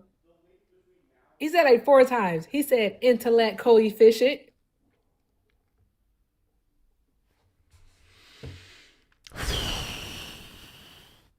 I want to go back to that one dude that was up there when I was up there because he couldn't even stay consistent with his own fucking point. Thank you. He one. Really, I'll just broadly address this actually. So you guys, you Republicans really make the worst arguments, specifically when you guys say things like this thing and this thing and this thing is why you lost the election. And when those things aren't marketing, which I will contest that to some degree, when that thing isn't because they were not respecting the will of their constituents, particularly the more left-leaning progressives that voted or did not want the funding in Gaza or this and that, you have some arguments there. But when you guys say Democrats standing up for minorities is the reason why y'all keep losing elections, you're just going full mask on. I just want, you're going full fucking mask on. Dude on Erica's panel was trying to make the argument that Democrats standing on what they believe when it comes to the LGBTQIA community, specifically the trans community, was stupid and unnecessary and ridiculous. And I literally asked him, you have a problem with Democrats standing up for minorities? He said, I didn't say that. So you literally just said that. You literally just said that. Well, it's stupid. What makes it stupid? Then came the whole nonsense he was touting about sports being based off of biology. which they don't know what biology means. Whatever. After telling Erica, because she asked him what's the difference between sex and gender, he explained the difference and then kept conflating the fucking two. He also said dogs can't be female. Oh yeah. Hey, He said his that's definition of a Callie. he said his definition of a female was a person who typically has eggs, and then you said, does a female dog make Does a eggs? female dog have eggs? And he didn't want to answer the question. He did not want to answer. I just had to keep like hammering him. But it was ridiculous, bro. Like, That was embarrassing. That was so embarrassing. What are we doing this? Then he want to talk about it was the microaggressions that really started getting under my skin, calling you low IQ. See, this was a straw man. I'm tired of you guys saying straw man. Y'all don't fucking know what straw man means. Y'all don't know half those words and what they mean, logical fallacies and all that. Y'all don't know what that shit means. Then he went and go, yeah, you're getting cooked. That's why you won't answer questions. We literally answered every single fucking question that he asked. Every fucking one. I did. I answered every single question. And also, in a debate, you're not obligated to actually engage in a hypothetical, especially when you're talking about things that can be substantiated with empirical data. The thing is that he didn't have any data, because what does it matter how many people I think care more about sports than politics? What would be the relevancy of that? There is none. Most of you guys should have been there, but just in case you weren't, this man literally kept trying to. He stood on that. He kept he would make that argument for a few minutes, blah blah blah, pivot, blah blah, and come right back to it. He would keep trying to say, "Oh." Basically, the point he was trying to make is he tried to argue that more people are interested in sports than politics. God bless you. Thank you so much, Jamie, for the DJ classes. Shout out to you, Jamie. Thank you so much. I think that clears out another gift in the gift gallery. Anyone else wants to support the platform through the gift gallery specifically, please feel free to do so. Click on my name in the top left corner and look at all the grayed out gifts and knock out what you can by the end of the week. The gallery is crazy this week. It's crazy every goddamn week in B-League now. But thank you so much, Jamie. I appreciate your support. So he was trying to make the argument that if you more people care about sports than politics, which is stupid because, and they're two separate things. And if more people care about sports than politics, and more people voted Republican because of how Democrats handle trans women being in women's sports, of course he said nothing about trans men in men's sports, then we would be causing ourselves to lose votes by advocating on behalf of the rights of the transgender community. That was the point he was trying to make. And I'm just like, you're complaining about a base that cares more about sports than politics and them being uninformed, but then you're on a platform with a democratic socialist who is trying to educate those people on politics and not your favorite sports players. It was weird. It was really fucking weird how he kept it just made no sense. It made no fucking sense. None whatsoever. Politics are politics, sports are sports. And ultimately, when it comes to trans women playing in those sports, since we have no federal legislation, that's on the state level. I love your content, bro. Did you vote for Trump? No, I love your content, though. Cool beans, bro. I appreciate you. Thanks. Only request up if you're a Trump supporter or call in the number on screen, 737-295-5321. But yeah, you guys want to know the intricate details of sports? You go watch the sports game. You want to vote on behalf of your rights, your wallet, and everything else? You educate yourself on politics, on the candidates, on the policies, on history, on what they're doing on a daily basis, EO, independent departments, all that shit. Miss me with all that, bro. Miss me with all that. A gay Democrat, how aware? I mean, I am pretty gay. I'm pretty happy right now. But if you meant homosexual, Smudge, then no, I'm afraid to tell you that you may be projecting, which is cool if you like butt stuff. I just wish you would not be so weird about it in the live. So there's that. Hey, No. Jerome, you can hold. Hey, Smudge, do you like gay butt stuff? Do I like what? Do you like gay butt stuff? Oh, that's not appropriate to say on TikTok Live, is it? What's inappropriate about it? What you just said. It was a simple question. Is this beans Oh, on it's toast? not very appropriate, is it? What's You inappropriate just said about it. it? Butt stuff. Do I sound like I do? What's inappropriate about gay butt stuff? I don't know. You tell me, bro. I will send you a report, and maybe TikTok can tell you. Do you like cis vaginal stuff?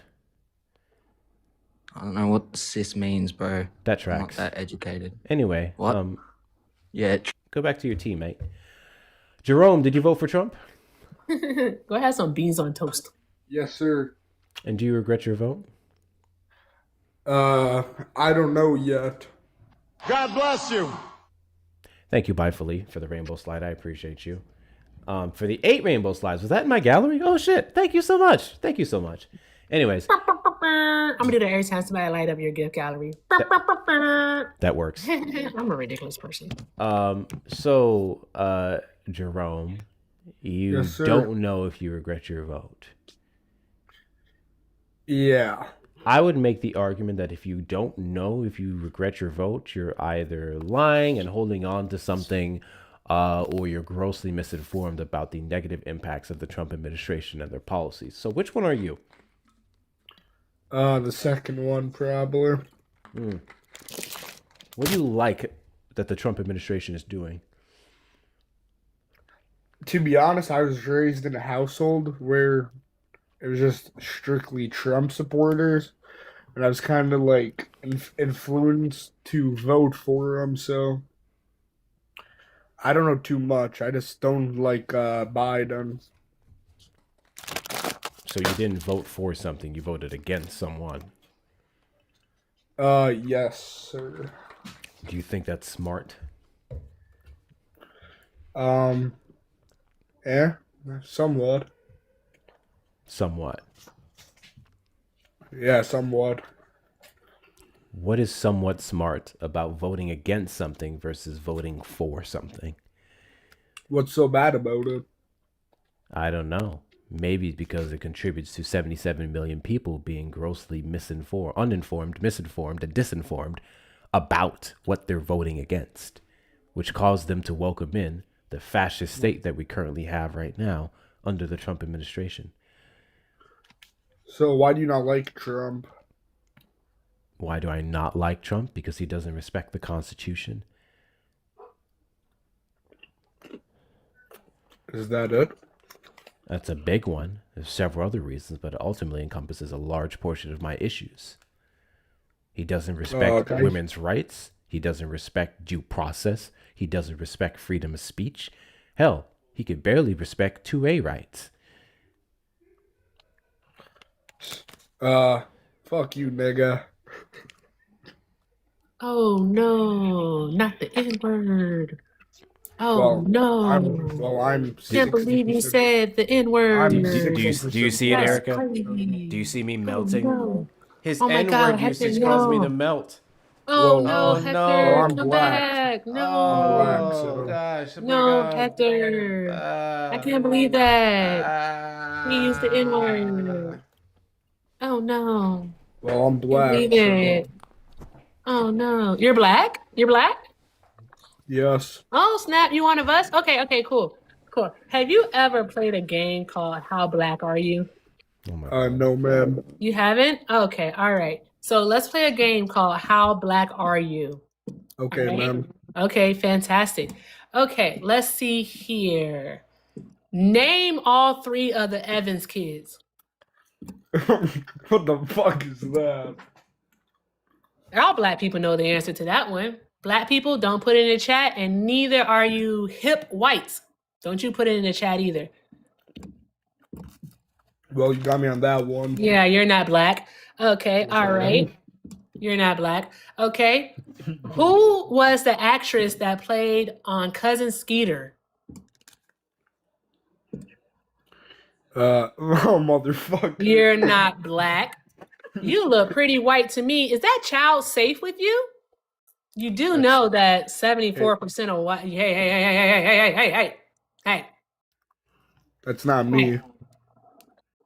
It's actually over 90% of those incarcerated right now for crimes of violence against women and children, specifically like rape and assault, Hey, are David. white men. Did you know that? Hey there, Is how you that doing? child safe? Well, that was me as a child, so. Oh, wait. So are you safe?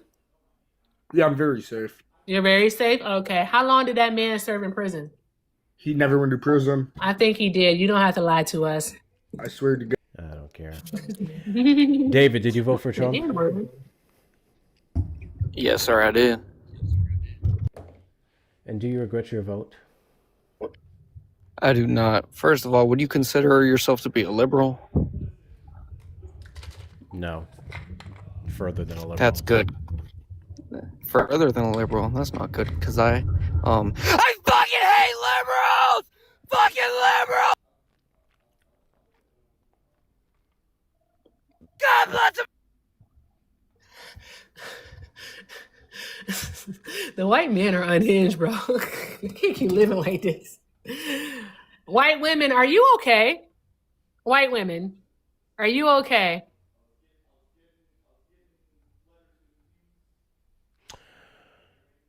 Slim pickings. Slim pickings. Breathe, Hector. So let's see who we're gonna raid. Boom, boom, boom, boom, boom, boom, boom, boom, boom, boom, boom, boom, boom, boom, boom, boom. Who is live on YouTube? Matt. You guys on YouTube are gonna go raid Matt, Politics with Matt, Politics of Matt, whatever username he has today. I don't remember, on YouTube. So when you guys get over there, you'll know what to do. Excuse me. Make sure that you say Hector Raid, Hector Rails. It's raid. So all of you unmedicated, strange, insecure fucktwats can go over to Matt's live and harass him. And go do that. Go do that. YouTube, the second I end this live, is going to automatically take you over there, so you don't have to worry about nothing. Please make sure you hit the like button on your way out. Let me double check and make sure I didn't miss anything, because YouTube was acting very weird today, so I don't want to leave anyone out here. I think we're good. I think. Yeah, we're good. Perfecto. Perfecto. All right. YouTube, I will catch y'all for tomorrow's stream. It will be much earlier than this shit here tonight. But thank you guys for the likes, the shares, the comments, the subscriptions, the membership, super chat, super stickers, all the good things. And I'll see y'all tomorrow's stream. Go make sure you say hi to Matt. Rat is wild. Matt. And I'll see y'all tomorrow. Rat. Do a rat raid. You know, fuck it. Fuck it. Go do a rat raid. When you go over to his live, say rat. 2 T's. 2 T's. Rat raid.